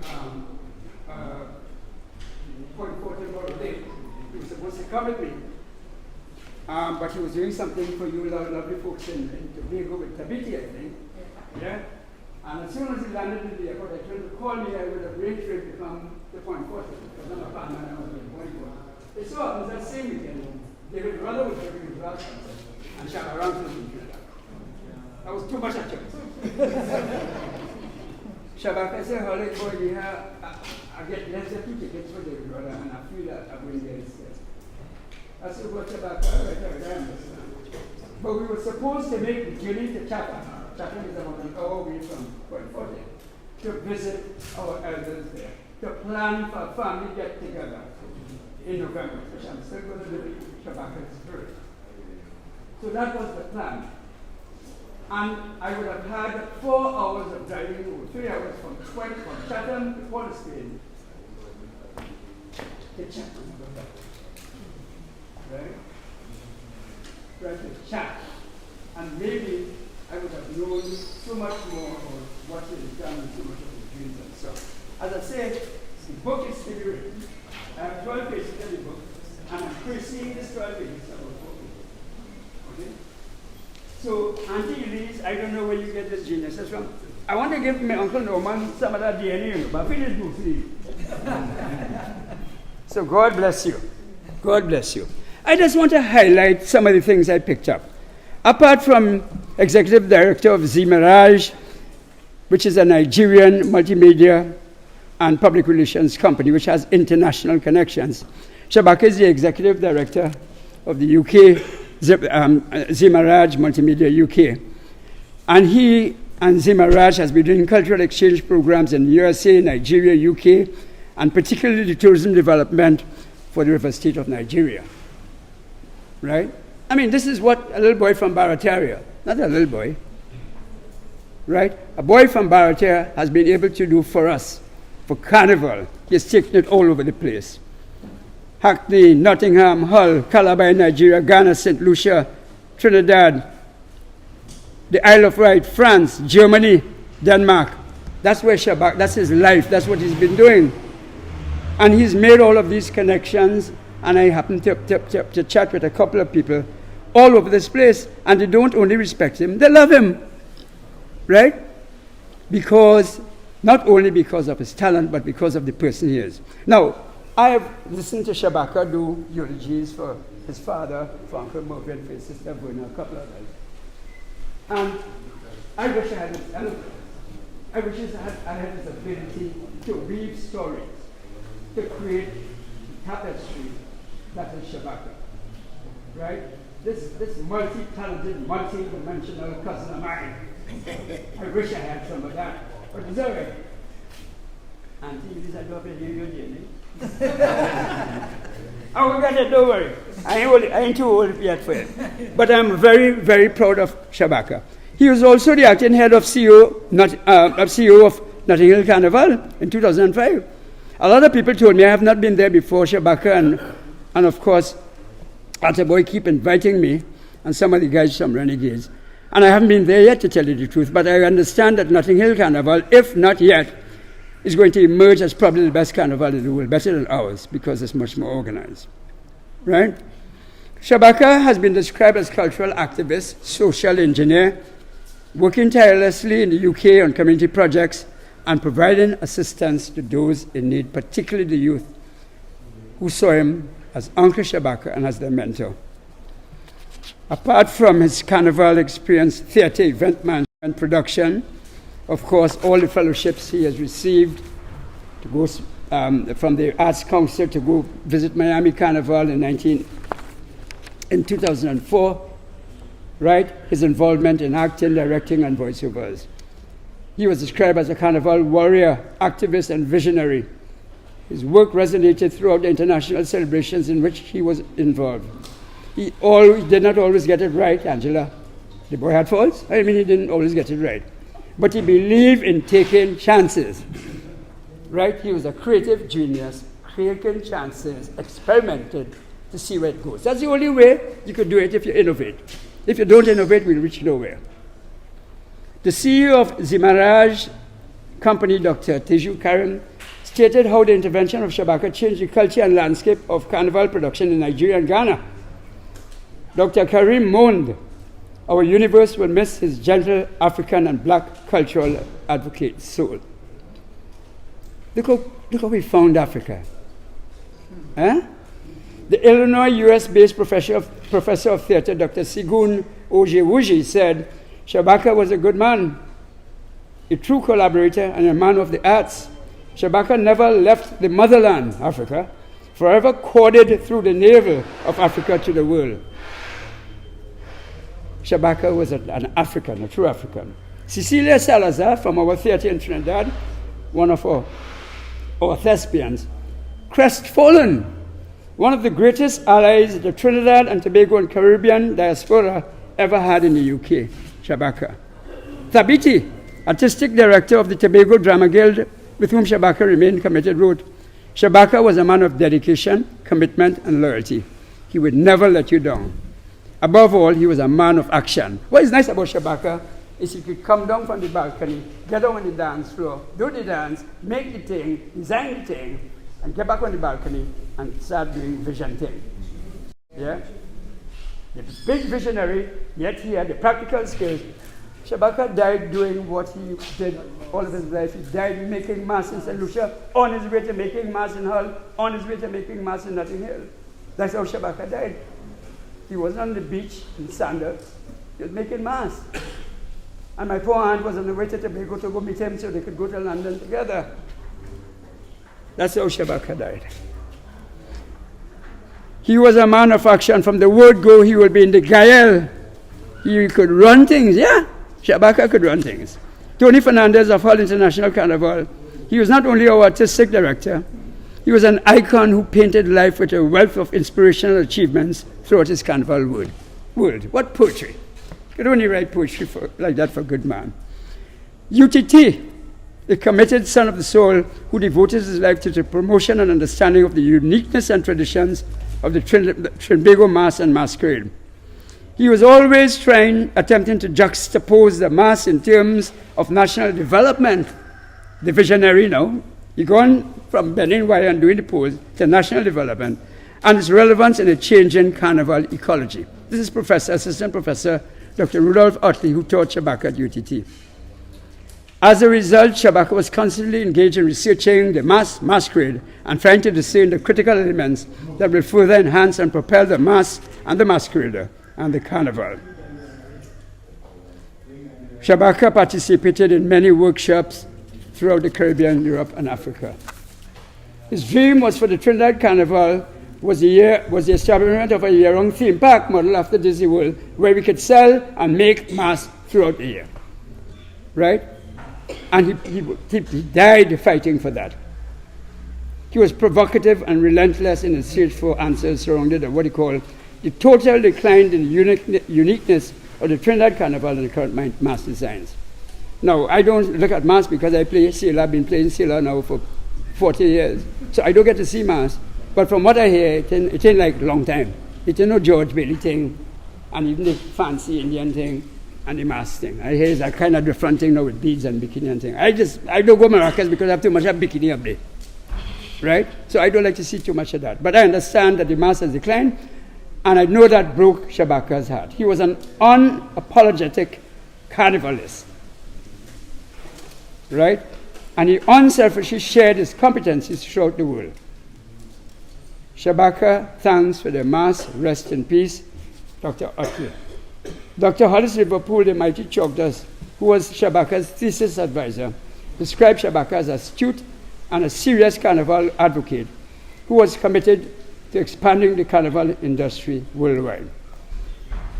Here, a little bit of Shabaka's soul and his emotions and his seriousness. In a 2021 presentation to the Office of Research, Impact and Postgraduate Studies, University of Trinidad and Tobago, Shabaka reminded the audience of the impact of the Trinidad Carnival throughout the world. He described the inducement of new cultural issues with institutions within London, New York, and Toronto, Notting Hill, Labor Day, Caribana, as a result of the Trinidad and Tobago Carnival intrusion and the economic and cultural contributions made. He posited the entrepreneurial propensity among carnival artisans is the creative fuel that energizes the industry, and that energy is a catalyst for other commercial services, such as transportation, food, hotels, etc. to thrive. He challenged the stakeholders to evolve a recognizable carnival industry. We've been talking about it for 50 or 60 years now, which will see the emergence of creative entrepreneurs. Those are the artisans who make mass. as an important contributor to GDP. We have been talking about how do we monetize Carnival and how we're going to contribute to GDP. Well, it has lasted longer than oil, guys. It lasted longer than the gas, right? And if we don't use it, we're going to lose it. Maybe nothing else will take it over from us, right? That's not what Shabaka wanted to beloved tonight today. Okay?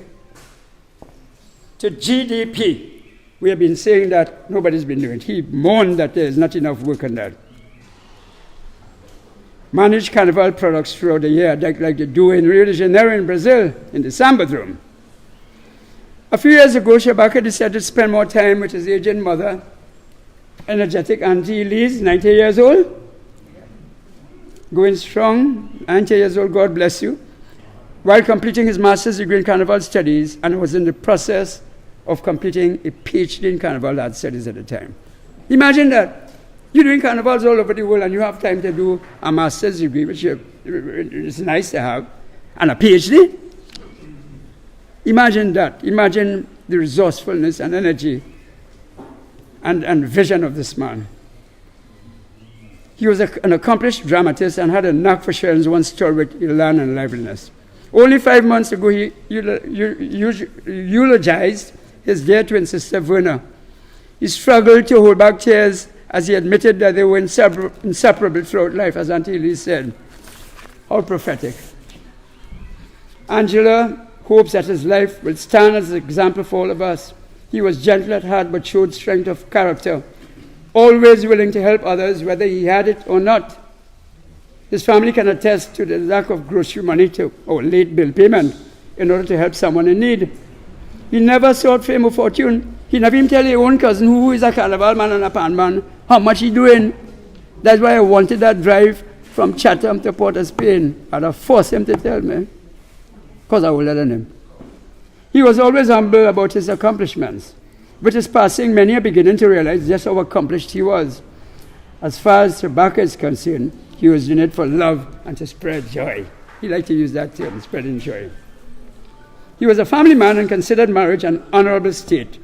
One of the last things he said to his wife Angela was, "I'm so lucky to have a wife like you," which he said with a chuckle. And she gave him a Jamaica cut and said, "You bet you are."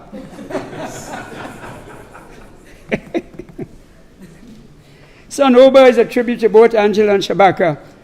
And Shabaka will be pleased to know how Oba has already stepped up to the plate. Having Oba was one of the best experiences of Angela's and Shabaka's lives. Oba is a tribute to both Shabaka and Angela.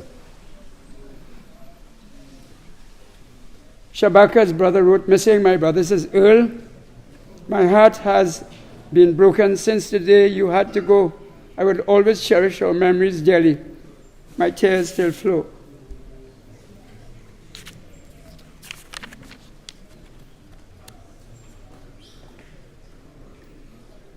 He wrote this while we were having breakfast. "You're in my thoughts every day, and that's how it always will be. You may be in heaven now, but you'll always be with me. If only I could have a chance to see your face once more, or hear your voice one final time, just like it was before.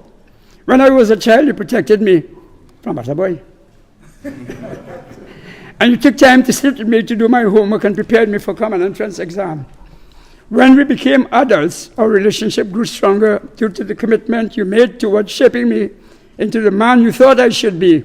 The many tours we did together gave you the opportunity to guide me and to scold me when necessary. Big brother, you mentored me and advised me during my career at TSTT as supervisor and manager. You were my manager in 2006 when I was selected to be part of the Trinidad and Tobago cultural delegation to Germany. You also managed me in Nigeria, Senegal, Copenhagen, France, and the UK. So Earl is a celebrated mass man in his own right. We had plans to do so much more, but no longer will they materialize. Auntie Elise, it's really tough. It is an understatement for me to say how tough it is for you to lose your two celebrated twins in such a short period of time. You have always been a strong and resilient woman and mother and auntie, and you will never question God's will. Well, your twins are now together until he leaves again in the glorious kingdom. Hallelujah. Until he leaves. Hallelujah.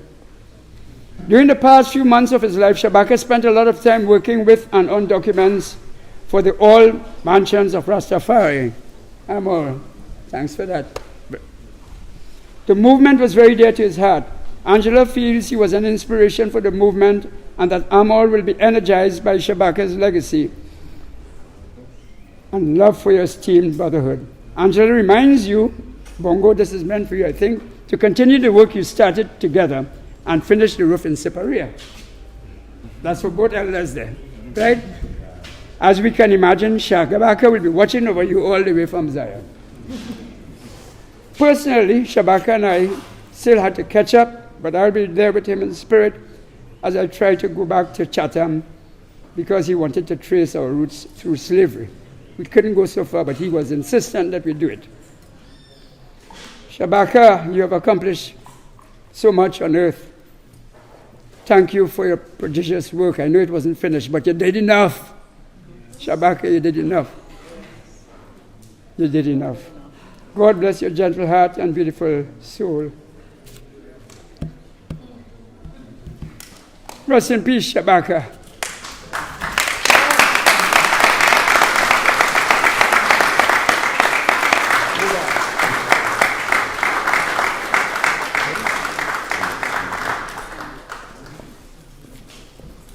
I notice short people always stand tall. Give cousin another nice round of applause. So, Oba, it's your turn. Welcome again, his only begotten son, Oba. Give him a nice round of applause. Hello again. I'll be doing a reading, Psalm 91, verses 1 to 10. He that dwelleth in the secret palace of the Most High shall abide under the shadow of the Almighty. I will say of the Lord, He is my refuge and my fortress. My God, in Him will I trust.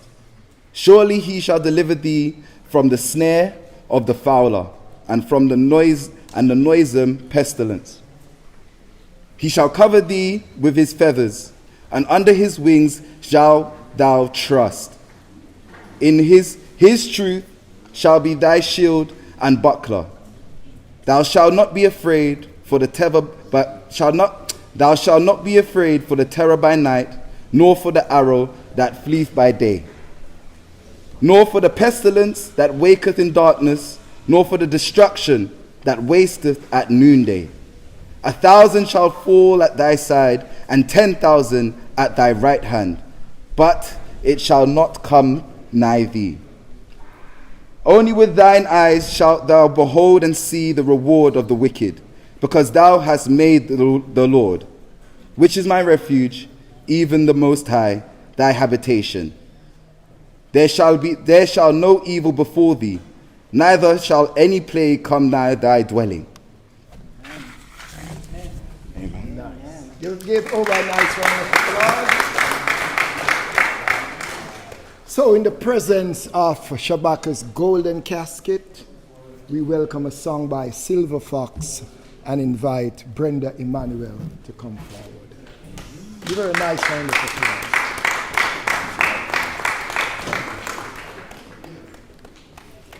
Hello, everybody. Hi. I'm Angela's sister, her younger sister. I just want to say a quick thing before I sing. You know what's a sad thing? I grew up in Jamaica, so I have a mixed accent, so forgive me. Why is it we wait until somebody dies and we start saying all the wonderful things? Why don't we say it when they're alive? I'm talking to myself as well. Because I never ever got to tell Shabaka the impact he had on my life. We're too busy quarreling. Because both of us are born in October, so we think we have, everybody, And the last time, something happened over the Christmas. And it's with hindsight, when you're looking back, you wonder, nothing happens by coincidence. Now, Shabaka never stays over at my house. I think he's only done it once, apart from Christmas. Angela going home. Angela, ready to go, because Brenda might be cooking pork. I didn't cook it when he was there, right? Respect. But Shabaka was different to a lot of people I know.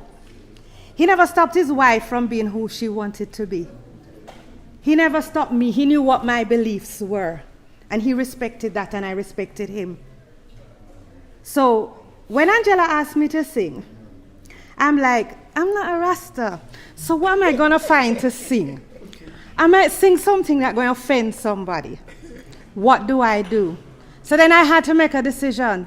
I know what I believe. Shabaka knew what I believed. He respected me, and I respected him. Right?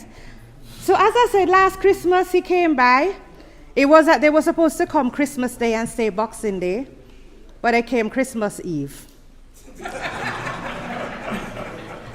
So I said, I ain't got no food in the house Christmas Eve, so let's buy Chinese. Because Shabaka said, oh, man, I buy no pork, you know, because you can't trust them people there. Right? So we had Chinese Christmas Eve. Christmas Day, Shabaka and I were in the kitchen. I am not a fish person per se. My chest is high. I like prawns, and I like lobster, and I like crab. So anything with shell, anything with scales. Shabaka came in the kitchen, and we did a big pot of king prawns, or shrimps as you call it, and lobster chow mein. And that was me and Shabaka in the kitchen. Christmas Day, we all had on pajamas, because Shabaka buy pajamas for everybody except himself. So we all had on pajamas all day Christmas Day. And Boxing Day, they were going to leave because Angela and Oba were going to work. And Shabaka said, boy, Brenda, next year, make we rent a house and all we go it together. And I said, okay. But tomorrow is not promised to any of us because he's not here. And Christmas, even if we book a house, he's not going to be there. So I am sorry I never said to Shabaka, when he wasn't giving me a headache, how much he really means. He's the opposite of my sister. She's quiet, he's loud. I think he was the first person from Trinidad I really knew. And sorry, no disrespect, but I never known a loud sir. I thought Jamaicans were loud, but boy, you beat us. But apart from that, Shabaka was one of a kind. You just took him as he is. And he never hold a grudge. No. We quarrel all the time. I slam out of his house, and 2 minutes later, I have my own key, so I open the door and I go in, and he can't put me out. So Shabaka, this one is for you. You know who I am, and you know whose I am. I respect you, you respect me. So I will just simply say, God gives life, He takes it away.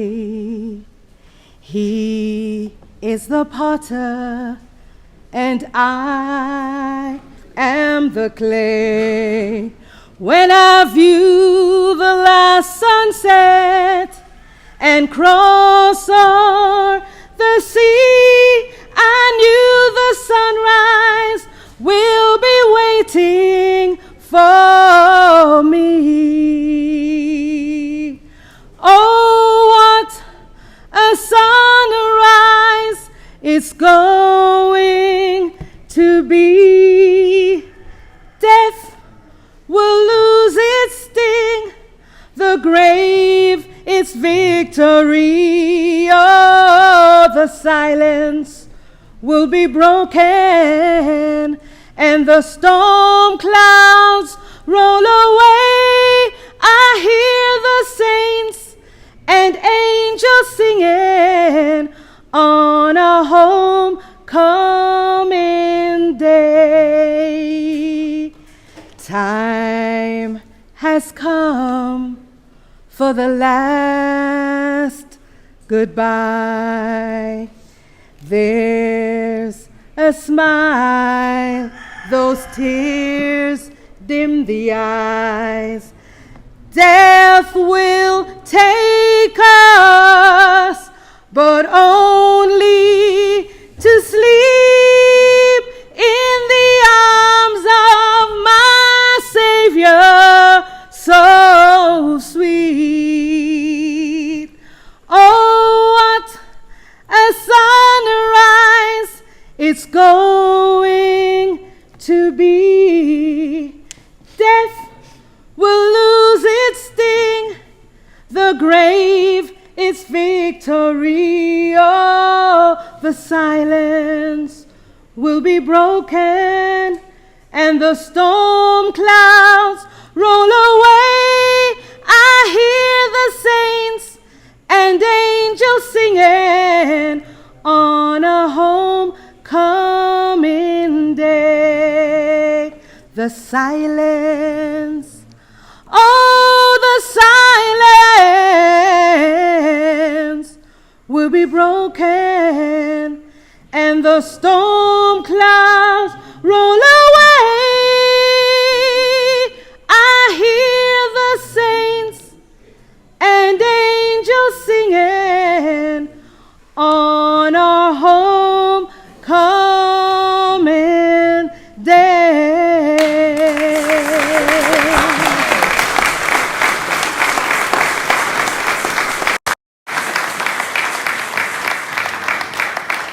What did I tell you about short people? That voice stood tall.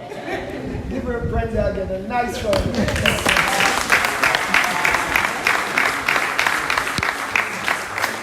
And at this time, we've been sitting for a couple of hours, right? Not good for male prostate, not good for circulation. So I'm going to ask you all to stand while we do the Lord's Prayer.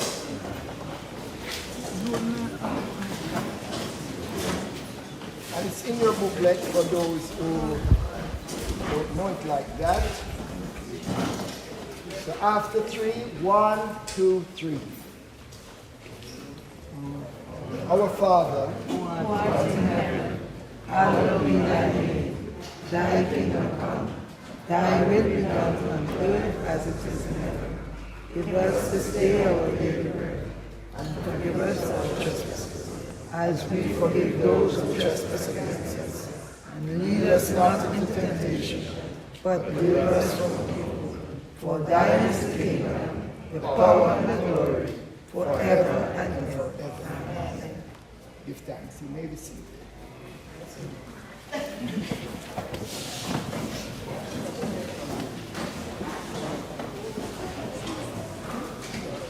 Giving thanks again, my brothers and sisters, in the celebration of life of our dearly beloved brother, Vernon Shabaka Thompson, as we are about to seal up this first portion of this evening's celebration of Vernon Shabaka Thompson. We have now reached the time of the salutation and final words by our Ivine brother from Jamaica. Haile I, Selassie I, King Rastafari. Giving thanks again to the Most High Haile I, Selassie I, for the blessings and creation of Shabaka, because again, I spent the last days with Shabaka. Fatigue, laughing, joyful time. Love South Trinidad. And we know, on behalf of the All Mansions of Rastafari, and on behalf of the Nyabingi Order of Trinidad and Tobago, Shabaka, you know, it was a memorable and enjoyable time, you know, in fulfilling the works of Kedamawi Haile Selassie I, and the time that you spend with your Rastafari family. That's why today we pay special tribute and respect to you, my brother. So in closing, again, as we seal up this portion in terms of our salutation, for our brother Vernon Shabaka Thompson, let us pray to the Most High Kedamawi Haile Selassie I, who said, I am the resurrection and the life. Whosoever believeth in his divine majesty shall live even in death. And whosoever lives and believeth in Kedamawi Haile Selassie I shall never die.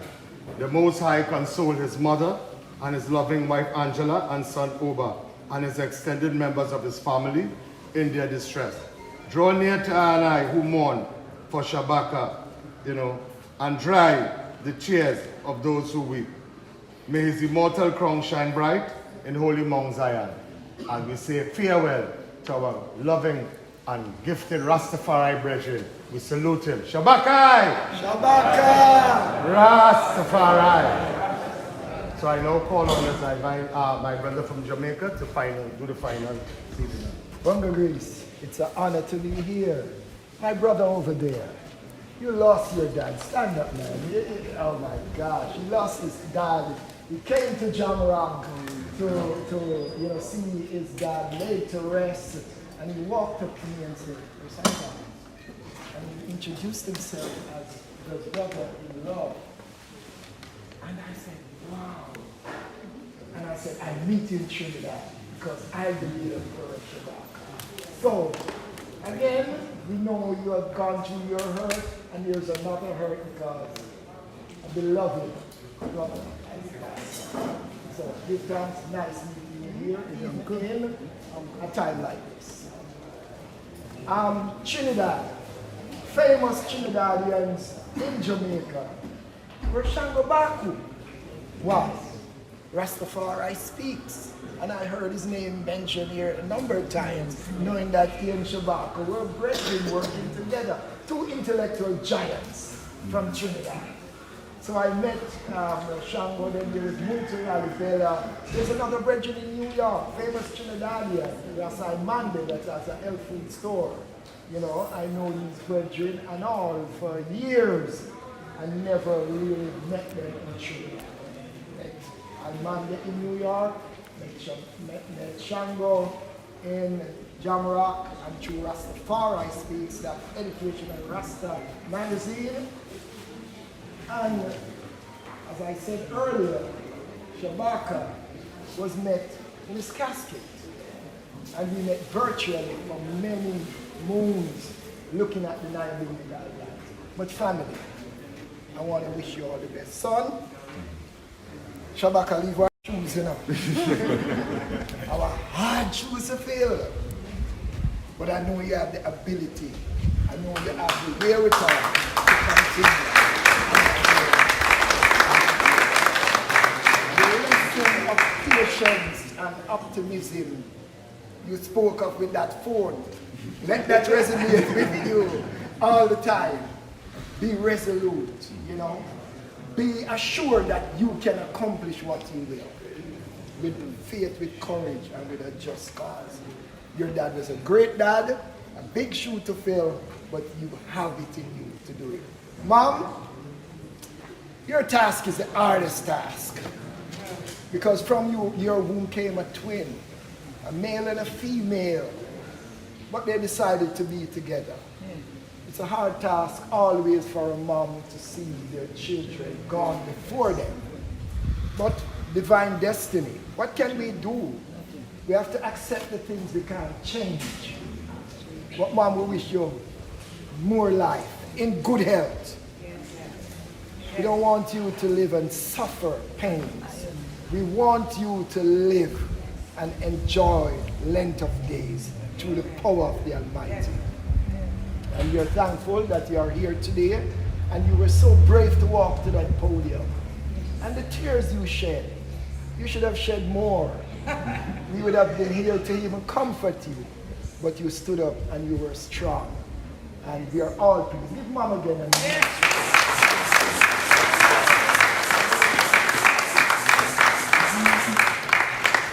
Sister Brenda, you said something here that would have been part of what I would have said, and I'm going to repeat it. No make we wait till the person is in the casket to say well done. I've said it at many PTA meetings, in many communities, we've said it at Nayabingi, and at times what we did at Nayabingi is to organize banquets where we honor the elders who have paved the way, have been through battle, leaks and hits and police brutality, and stood up for this liberty called Rastafari that is now embraced by all nations, kindreds, and tongues. There's Rasta who speaks Spanish, who speaks Latin, in Italy, there's Rasta in every corner of the earth, in every shades, in every nations of the world. Yet, And most people feel like Rasta are the easy passage when they come to Bob Marley country.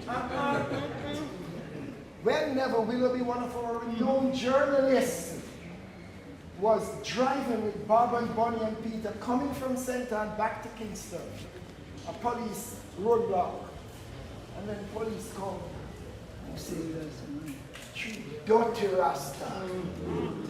Because those were the adjectives to describe us. We were seen as deluded creatures and South Sea Campbell. That's how the national newspaper described Rasta in the early days. They saw us as an offshoot of the Mau Mau warriors in Kenya that fought the British for their freedom in Kenya. So when the first man turned up with locks, because the early days Rasta never had locks. Owen and Hibbert and Dunkley, they didn't have locks. But because they preached a doctrine that was against the colonial churches, who brought to us a blonde-haired, blue-eyed person and said, that's Jesus Christ. Yes. And we said, no.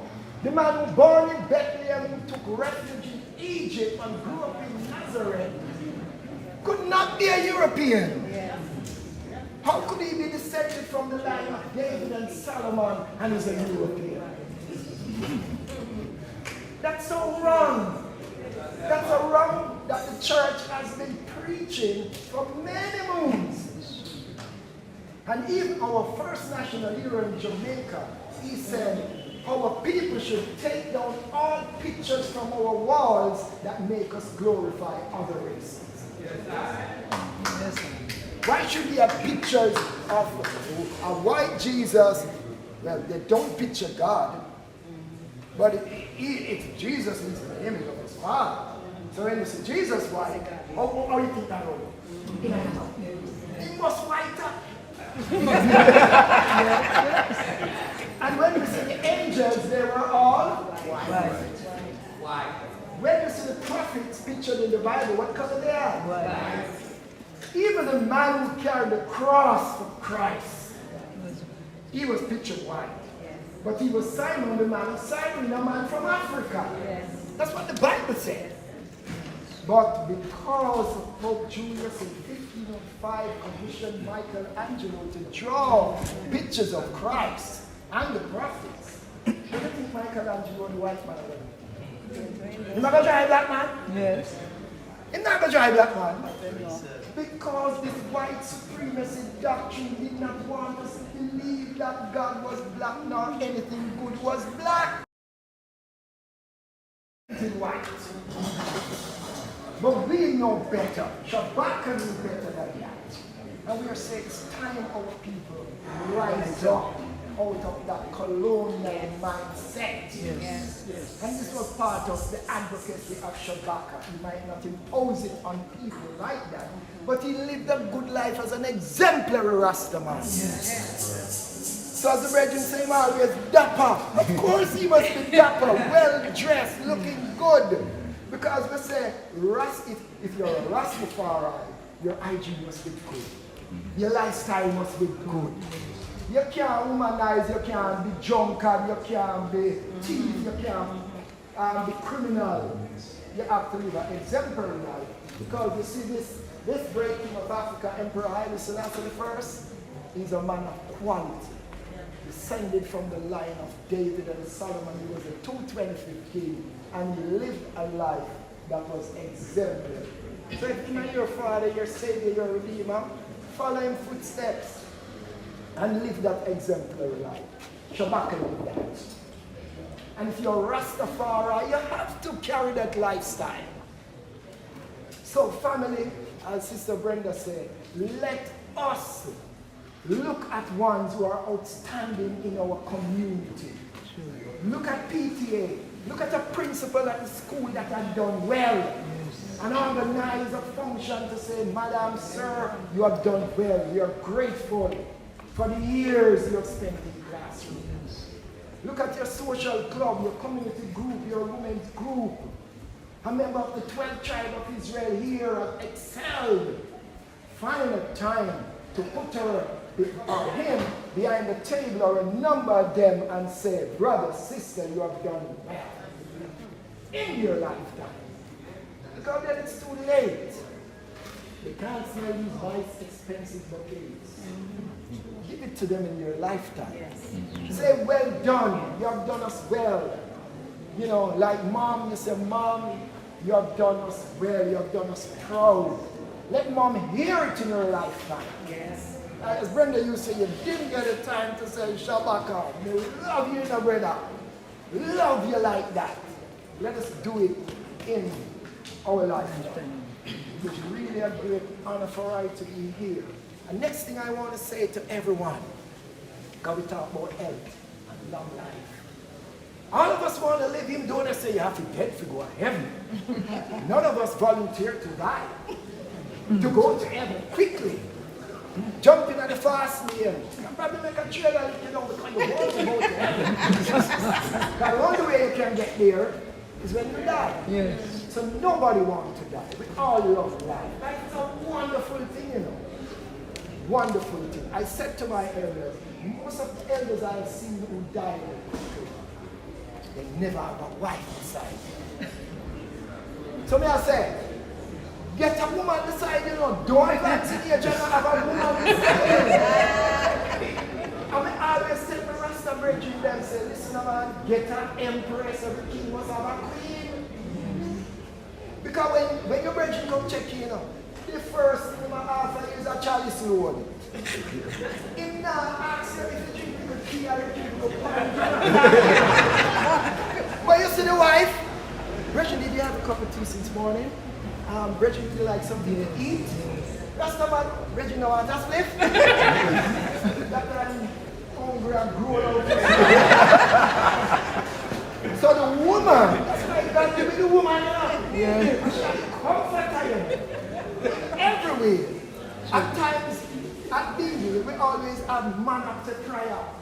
So we the young guys said, why don't we never hear the doctor them pray? So one day I said, Bridget, can we have that matriarch give us a word of prayer? She was so nervous. And then she said, this is the first time, and we are talking about the matriarchs of Rastafari. This was the first time she was asked to pray in the congregation. But you see, as we start in that evening, our guideline with Shabaka was part of our start, say yes, the woman must pray. Like lighting the fire, we have 7 priors. And we say, if we have 4 brethren, let us have 3 sisters to do prayer. Balance. Earth is a balance of male and female energy. But you see, when we listen, the daughter's prayer, they're so compassionate. They're about the care of the family. But when the rest of them put the judgment, appear vengeance prayer. But the sisters come with a more caring, nurturing prayer. So they put balance things properly. Make a get with no age lonely. I was saying to women too, it's hard when you're alone. Sometimes you just want a cup of tea and you're not well to why you do. And a husband or a wife who doesn't get up and do that feel. Sometimes you choke on food, you just want somebody to come and knock your back. To make that thing the way you want to come up. And the person of the boss. Let me tell you a little story. It's a harsh one. A sister had union. The union broke. But an elder told her that she cannot have another kingman until 7 years has passed. 7 years? That's a long sentence. But she took it as gospel.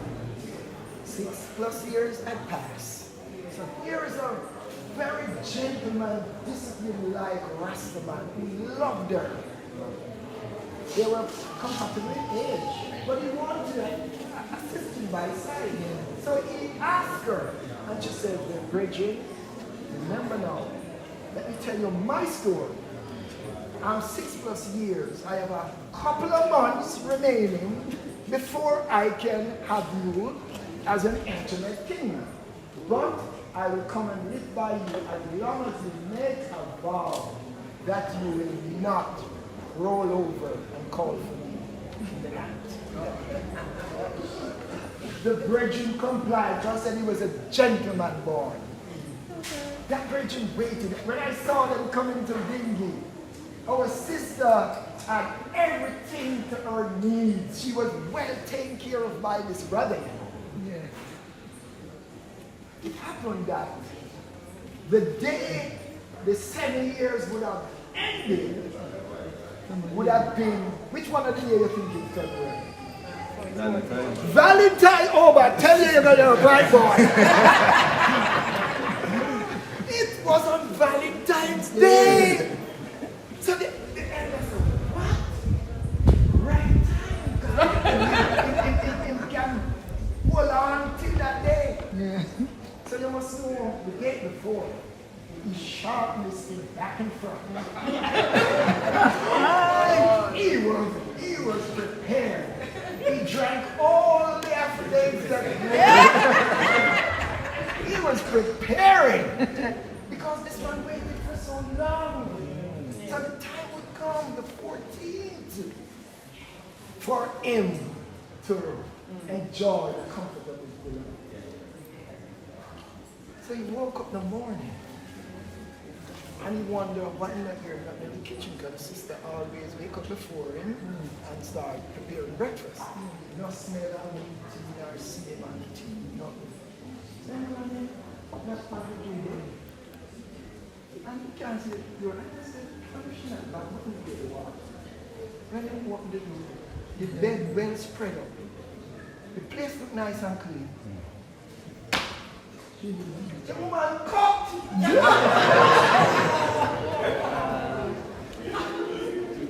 That man, when he expressed that to you, want to cry for him. I said, no, the sister should not have done that. But probably I don't know if she gave him a shot enough to do it. But she cooked. No, you know that brother died? Oh. While she gone another parish? Oh, that brother was so big. So he was having a bath in his bathroom. And you know what happened? Bathroom is a dangerous place. Keep that mat there in the sky in the bathroom. Yes. Because many people die in their bathroom. Yes. Especially when you're not a partner.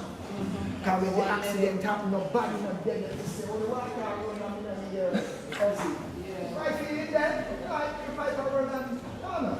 And then he pushed the door. She's like, oh. When that brother had the accident, some, like when I said, what can I say? Brother Morris got to work right now. You see when one went there to find a guy, he fell, hit his head on the top, and was bleeding. I said, wow. I had the feeling that this woman would never get another. So I'm just saying this to show the importance of living together with somebody. If I have to make one grand picnic and stay with you, don't be alone. Yes. And the next thing I want to say, every one of us, every family should have a blood pressure machine and a blood sugar machine. Because most of these sudden deaths happen because of high blood pressure or high blood sugar. That's how sicknesses start in the body. Because the very food that you eat, you will get high blood pressure, you will get blood sugar. And I always say, even the very snacks that are available to our children, them too sweet or them too salty. The snack them too salty and the drinks them too sweet. Plus them use dyes and color the juice. Not good for you. So in terms of protecting this, let us think of the best kind of food to eat. Today they are planning to put vaccines in the food that we buy. So some of us who objected to a vaccine that was alive to us and a lot of people died. And the truth is coming out. Day by day, the truth is coming out that these vaccines were not the best tested food, tried vaccine. But they told us a lie and we fell victim to it because they tricked me so we have a little job. Like one lady walked up and said, I have 2 children and I'm ready to make myself a sacrifice for these children. So let us think of the best food to eat I mean, everything in the best way possible. You know, check the blood pressure, check the blood sugar, eat right, do the best we can. You know, sometimes to eat healthy costs more than to eat cheap. Let us do the best we can to stay healthy. Family, is a pleasure meeting you all. A pleasure being in Trinidad. You know, even at a sad time, but this wasn't a sad occasion. A very joyful occasion on behalf of our beloved brother, Shabaka. Rest in eternal peace. Mom, your blessed is the fruit of thy womb. You're an angel. I heard that Shabaka loved angels. That they call angel. You're really an angel. So you became his angel who will also guide his son as he advances. Family, it has been a blessing. We give thanks. We thank you for your presence. We thank the 12th tribe of Israel for a nice venue. The 12th tribe of Israel,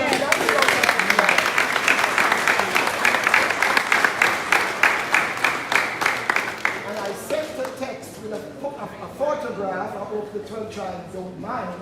But I sent the text last night to my empress at home to say, I was royally accommodated. This is my royal bedchamber. Thank you all.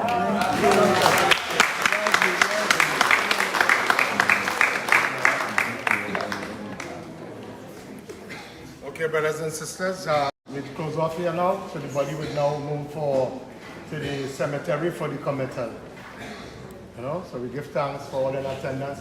Remember, what is going to happen is that those who would like to go to the cemetery for the committal can go, while others can remain here. There's enough eats, drinks, you know, to accommodate celebration for the second part. So as I say, and those from the cemetery can always come again, where we will have an evening of just, you know, joy. An evening of just joy, a musical afternoon, and smiles and meet and greet, you know, for Shabaka. All right, so before we go, we are going to stand one more time for the chant. To make our blood circulate.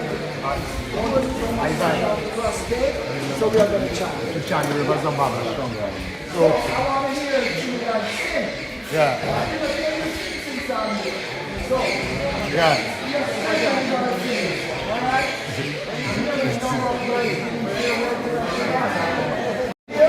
Yeah. We're gonna sing by the rivers. So you're gonna show me that Trinidadians can sing. 1, 2,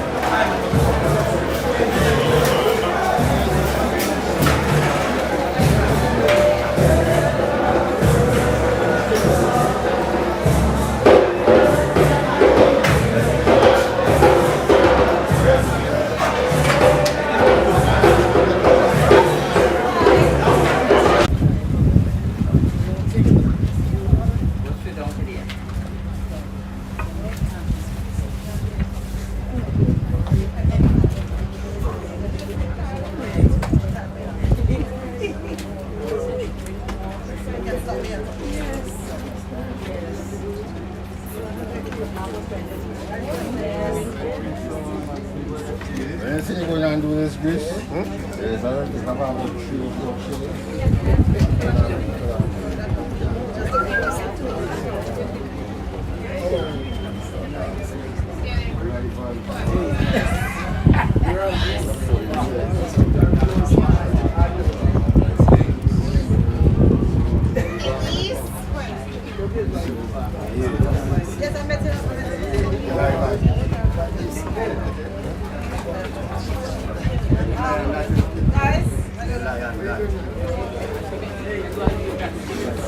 Everybody want, okay?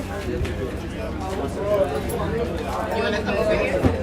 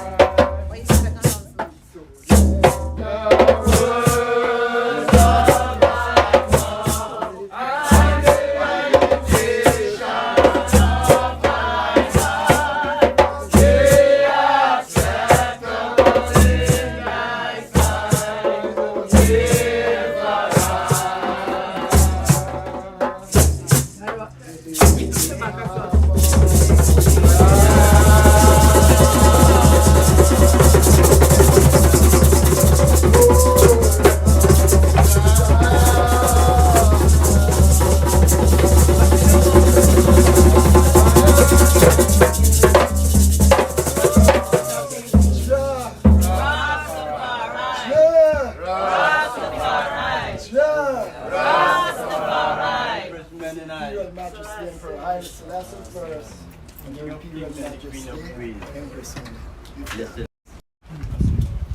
So we are here, final resting place of our beloved brother. We have heard all the tributes, and they speak volumes. It makes us want to walk in the shoe of Shabaka, because he had lived a good life.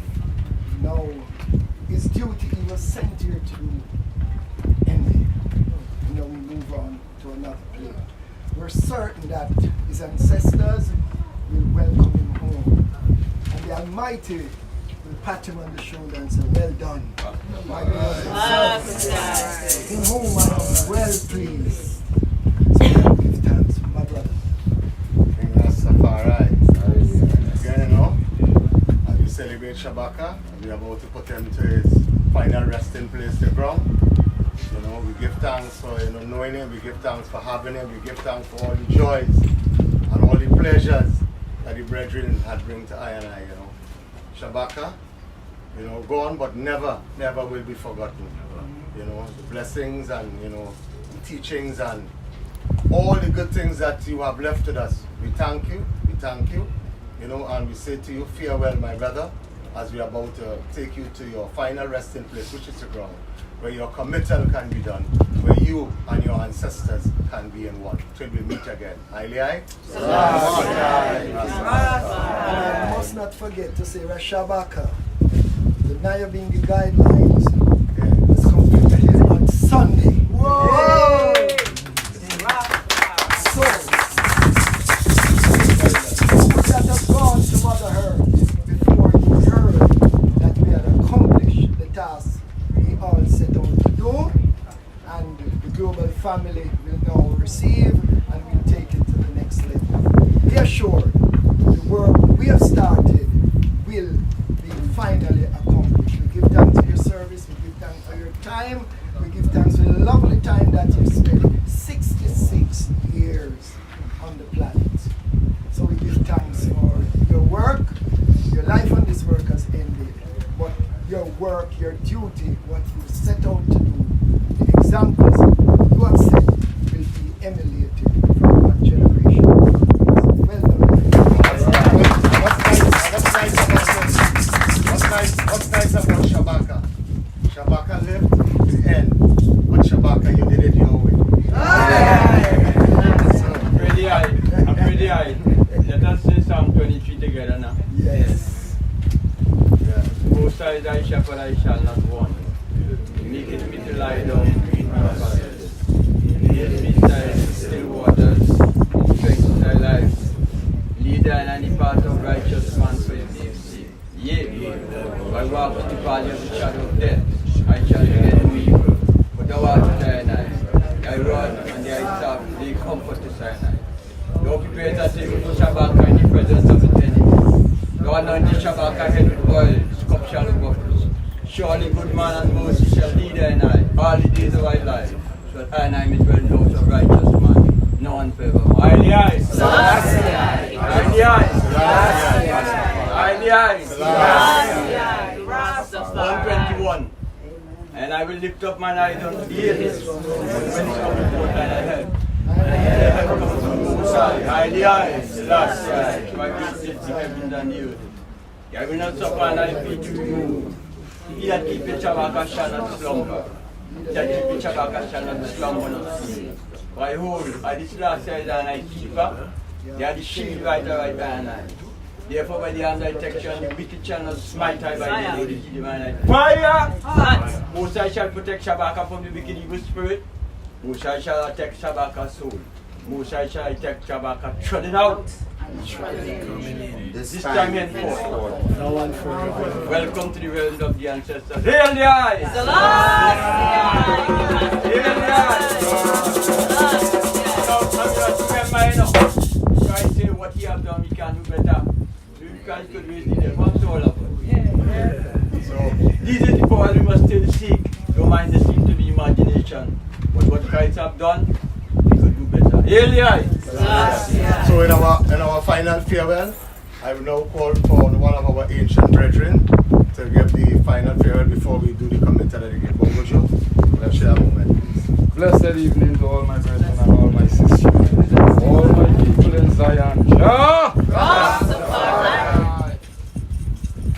say, salute the man for all what he has done. For the heavens declare the glory of the Lord, and the firmament that dwells. Is an ancient seed that came from an ancient place. And he had finished this part at the house. And now he is preparing himself to return to his ancestors, which is Zion. Every good man under the sun that walk and do the work sincerely will enter that gate of Zion. No sin, no false pretense, no hypocrisy. But we must learn this part. I want to say a few words before you go to this part. If someone pass, am I to feel so hurt? Am my eyes to full so much water? Therefore I must knock the door and ask the heavens or the keeper of the dead what went on. Wise mind, spiritual understanding. And it was not a good, it was a crossroad against the brother. It was a heavy plot against the brother because the brother was on a mission to conquer a great part. But nevertheless, those who do it shall not escape. Mama, mama, maje mama, yelugungwa ilaga, yagulugu ilegu gugwa, dayugolongwa, samadala wa sheba, yeguju, unugu jelewe, mama, can't she see the pain she bear? Would not go unpaid. But I want to say thanks. We all must be aware of principality and wickedness in high. And Rasta is always a threat. Now I want to tell you, many of times people sick and they end up in the hospital and they didn't ask the heavens a question. It's because they put you there to die. Doctor cannot find your complaint, but he going on research. So I want to tell people of Israel tonight, it wouldn't be so in this last songs like when they take us down to the rivers of Babylon. It will be different. Because one gun, and is 100 more on the right hand. And let me tell you all how it will be. It will be coming where they ain't expecting it. But Jah is preparing the children for that journey. They will not be invading and eliminating us how they want. There are enough wickedness and enough of them are iniquity workers. They must set snare for I and I house. I and I must be rooted and grounded. I and I must put on I and I breastplate, full armor, and stand, because they do not want Rasta work to continue. In this time here, we give thanks for the brethren. He had done great work. Very great work. Work that you imagine he have done that. And I don't have to be there. Question the heavens. When I come to a funeral, it's because I honor and salute the funeral. Hi, my name is Bongo Joe from the house of Melchizedek. I teach spirituality and I am a Bengi warrior. From a long time I've been watching everything for over 40 years. And I watch many of my brethren who don't just like how this brother go down. Many of them. You understand it. But today, we will stand and tell you, thanks my brethren. Long live Shabaka. Long live the kings of all kings and the lords of all lords. And nothing would not go unpaid. So I will say a prayer for your open gate. The earth is the Lord and the fullness thereof. The world and they that dwell therein. For he hath founded you upon the sea and he hath established you upon the flood. Who shall ascend into the hills of David? Or who shall stand in his holy places? Only he that has a clean hands and a pure heart, who hath not lifted up his soul unto vanity, nor sown deceitfully, for he shall receive the blessings of the Most High, and the righteousness of the God of your salvation. These are the generation of them that seek him, that seek thy face, O Jacob's seed. Lift up your head, O ye holy gates, and be lifted up, ye everlasting doors, and let the King of glory come in. Whom is the King of glory? Selassie, mighty in battle. He is the King of glory. Lift up your head, O ye daughters of Jerusalem, and be lifted up your everlasting doors, and let the King of glory enter. Whom is the King of glory? Haile Selassie, King of kings, Lords of lords, conquering Lion out of the tribe of Judah. I elect of himself and light of his word. I give thanks for his divine, and I give thanks, O Lord God of Israel, for the brother has finished his work. And now that he had laid to rest, let no unclean or let no negative come, but let the brother be secured by his ancients, and let his gate of mercy, compassion, and love may reach him, Jah, that his name will never be forgotten. Highly high! Rastafari. Let the words of thy mouth and the meditation of my tongue be humble and acceptable in thy sight, O God, and I shield, and I redeem. Love and live, Rastafari. Give thanks. Give thanks. Thank you, partly, buddy. Valderas. Yeah, Some strong Valderas. Some dance.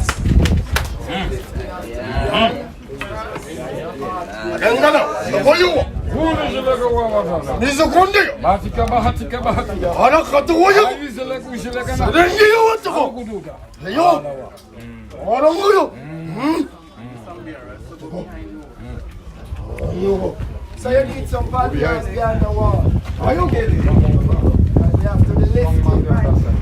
Journey. Well, some on the other side. Daddy.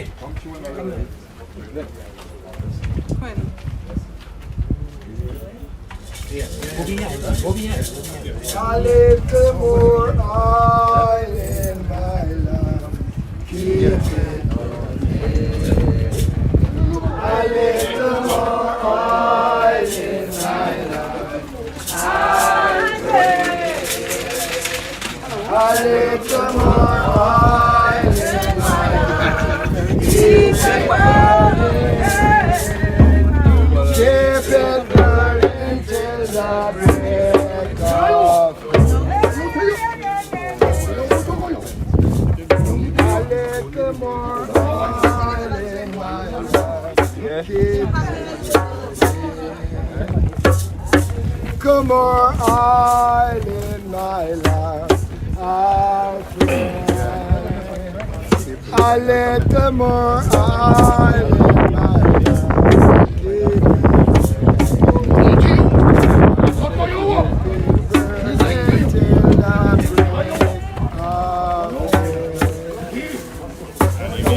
Come more oil in my lamp. A little more oil in my lamp, I pray. A little more oil in my lamp, keep it burning. Keep it burning till the break. Just a little more oil in my lamp. A little more oil in my lamp. I pray. A little more oil in my lamp. Mother, think about it, my brethren. Yeah. Hold on, let the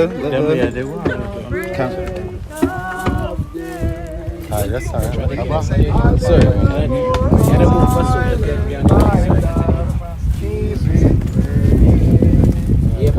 A little more oil in my lamp, I pray. A little more oil in my lamp,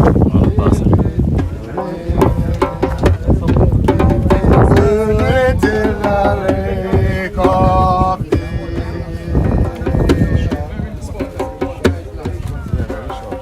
A little more oil. What you do? What want to you?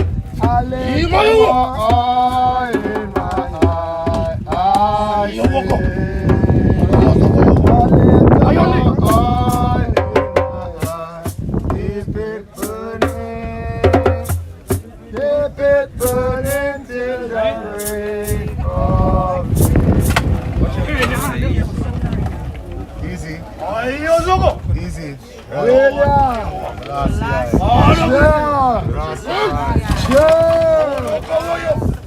Veteran. Hiya. Put it down. One voice, please, brethren. I love it. Yeah, one voice. Selassie. Selassie. Selassie. Haile. Yes, I. Yes. Haile. Selassie. Okay. Because Haile Selassie had chosen. What is smart here? Yeah, sorry about that. Because Haile Selassie King Rastafari had chosen our brother Shabaka Thompson from this life to himself.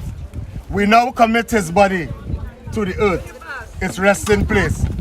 For we are dust, and unto dust shall we return. Where's the flag? It's underneath it. Right? For we are dust, and unto dust shall we return. But Kadamawi Haile Selassie will change our mortal bodies to be like his in glory. For he is risen, the firstborn from the dead. So let us commend our brother Shabaka Thompson to Kadamawi Haile Selassie, that Haile Selassie may embrace him in peace and raise his body on the first day. In sure and certain hope, quiet please, brethren and sisters. In sure and certain hope of the resurrection to eternal life, through Kadamawi Haile Selassie, we now commend our brother Shabaka to Haile Selassie, our brother Shabaka, as we now commit his body to the ground, its resting place earth. Ashes to ashes, dust to dust. You may now throw your dust. Ashes to ashes, dust to dust. May Haile Selassie bless him and keep him and make his face to shine upon him and be gracious to him. Haile Selassie lift up his countenance upon him and give him the glory, now and forever. Haile. Shabaka took that with him. Shabaka took it. Let him stay with him. Yeah, let him stay with him. All right, we want to give 3 rounds of applause to Shabaka. 3 rounds of applause to Shabaka. 1, 2, 3. So, we now let the ancient preach.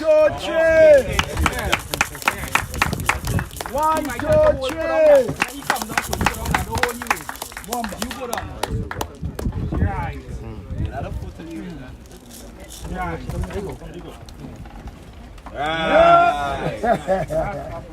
Nice. Go ahead lengthways. So come on faster, like put it over this. No, put it the other way. Put it the other way. Yeah. That's right. That's better. That's it. Come on, trade it.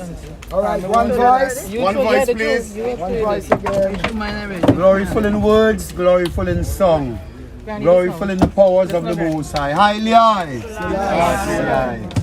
And I give thanks and praises, Iowa, for yesterday life of Shabaka. You know, and I give thanks for yesterday, brethren, for these few years.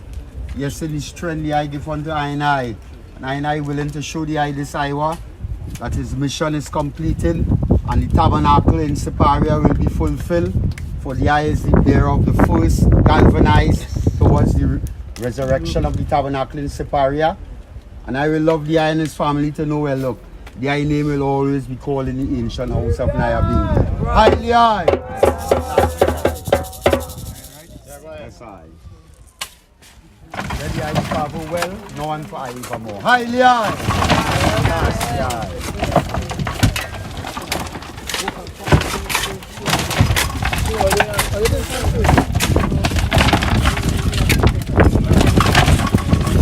You want to say something?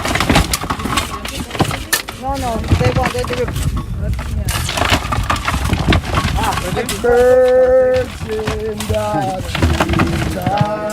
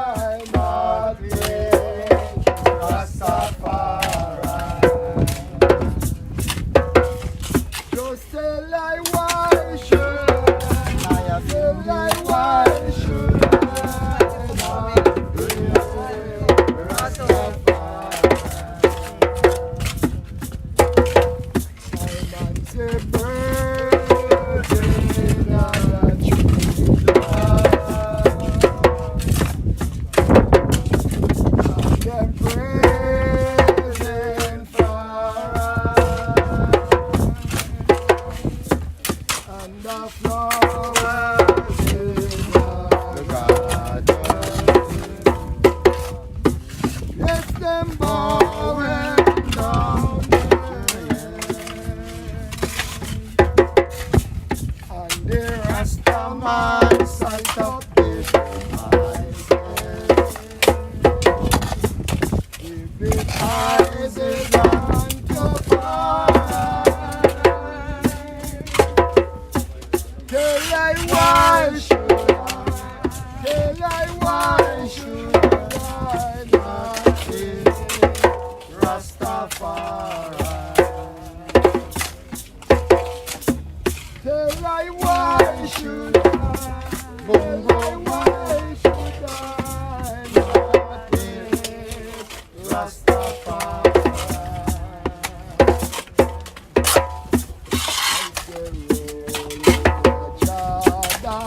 Roll River Jordan, roll River Jordan, I and I got go home to Zion in this time. We go River Jordan. The Rastaman roll River Jordan, roll River Jordan,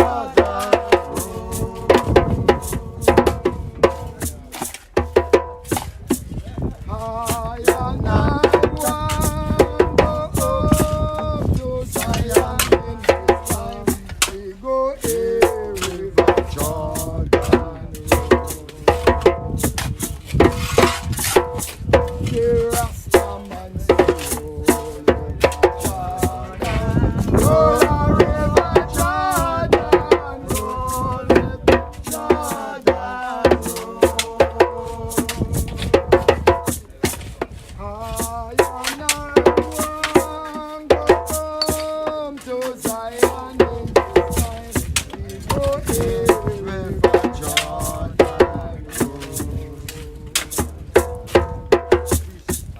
The Rastaman roll River Jordan, roll River Jordan, I and I want go home to Zion in this time. Go River Jordan.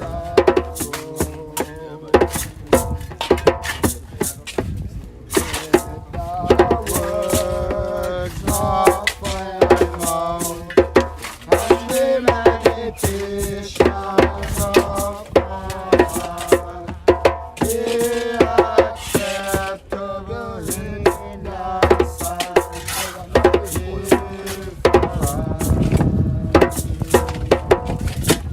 So let the words of our mouth and the meditations of our heart be acceptable in thy sight.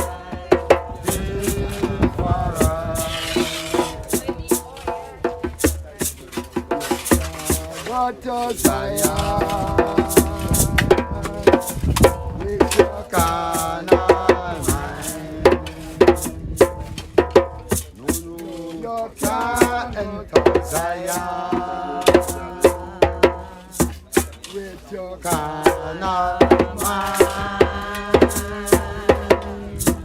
No, you cannot enter Zion with your carnal mind. Your carnal mind purpose still behind. Rastafari the one. No carnal mind.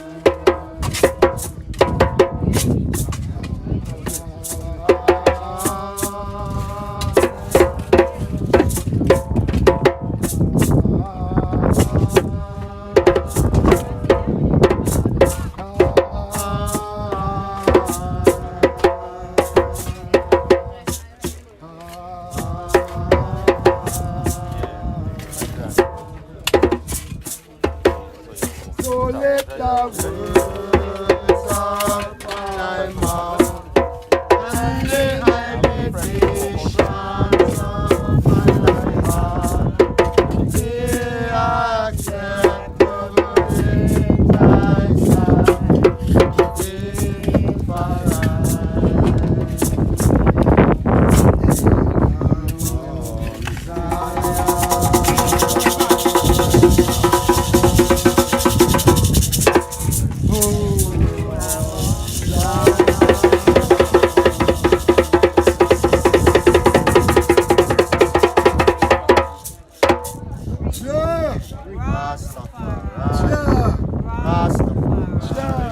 Rastafari. May his soul rest in peace. Ashe, Ashe.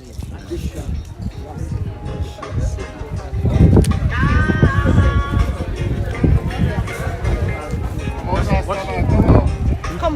Come out, I'm taking that down.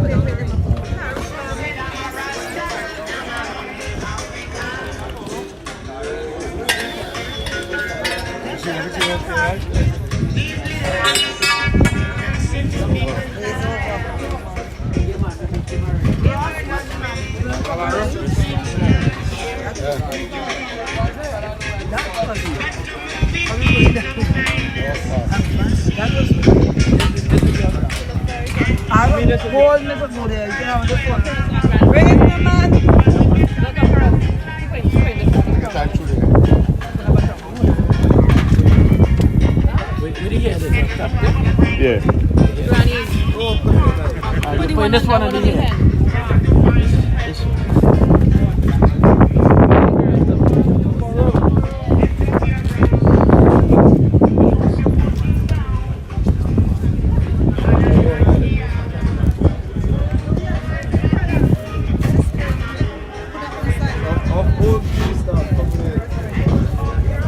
Yeah, exactly. It's Michaela that told me to do. Talk from the heart. Yeah, you put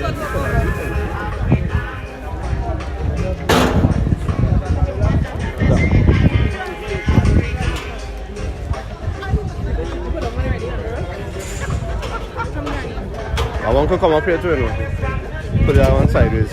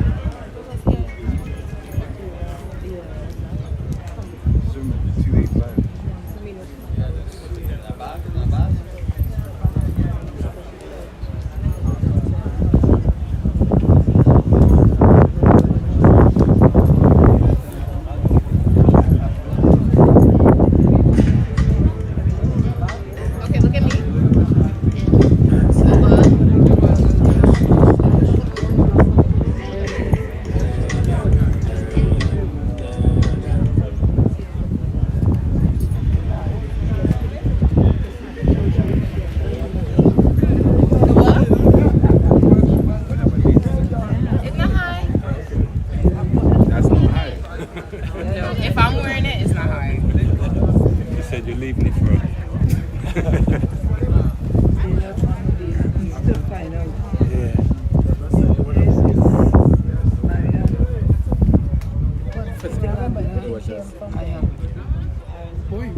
Yeah, was that one day. That one Oh, okay.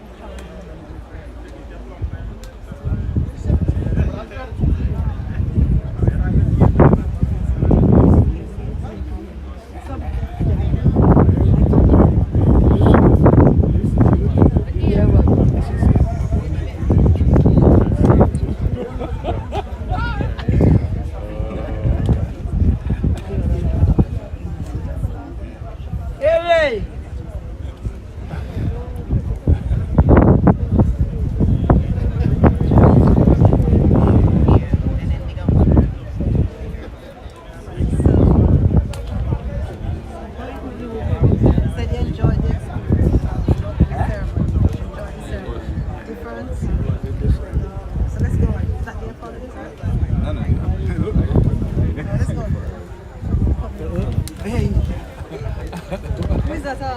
Yeah, that's bad.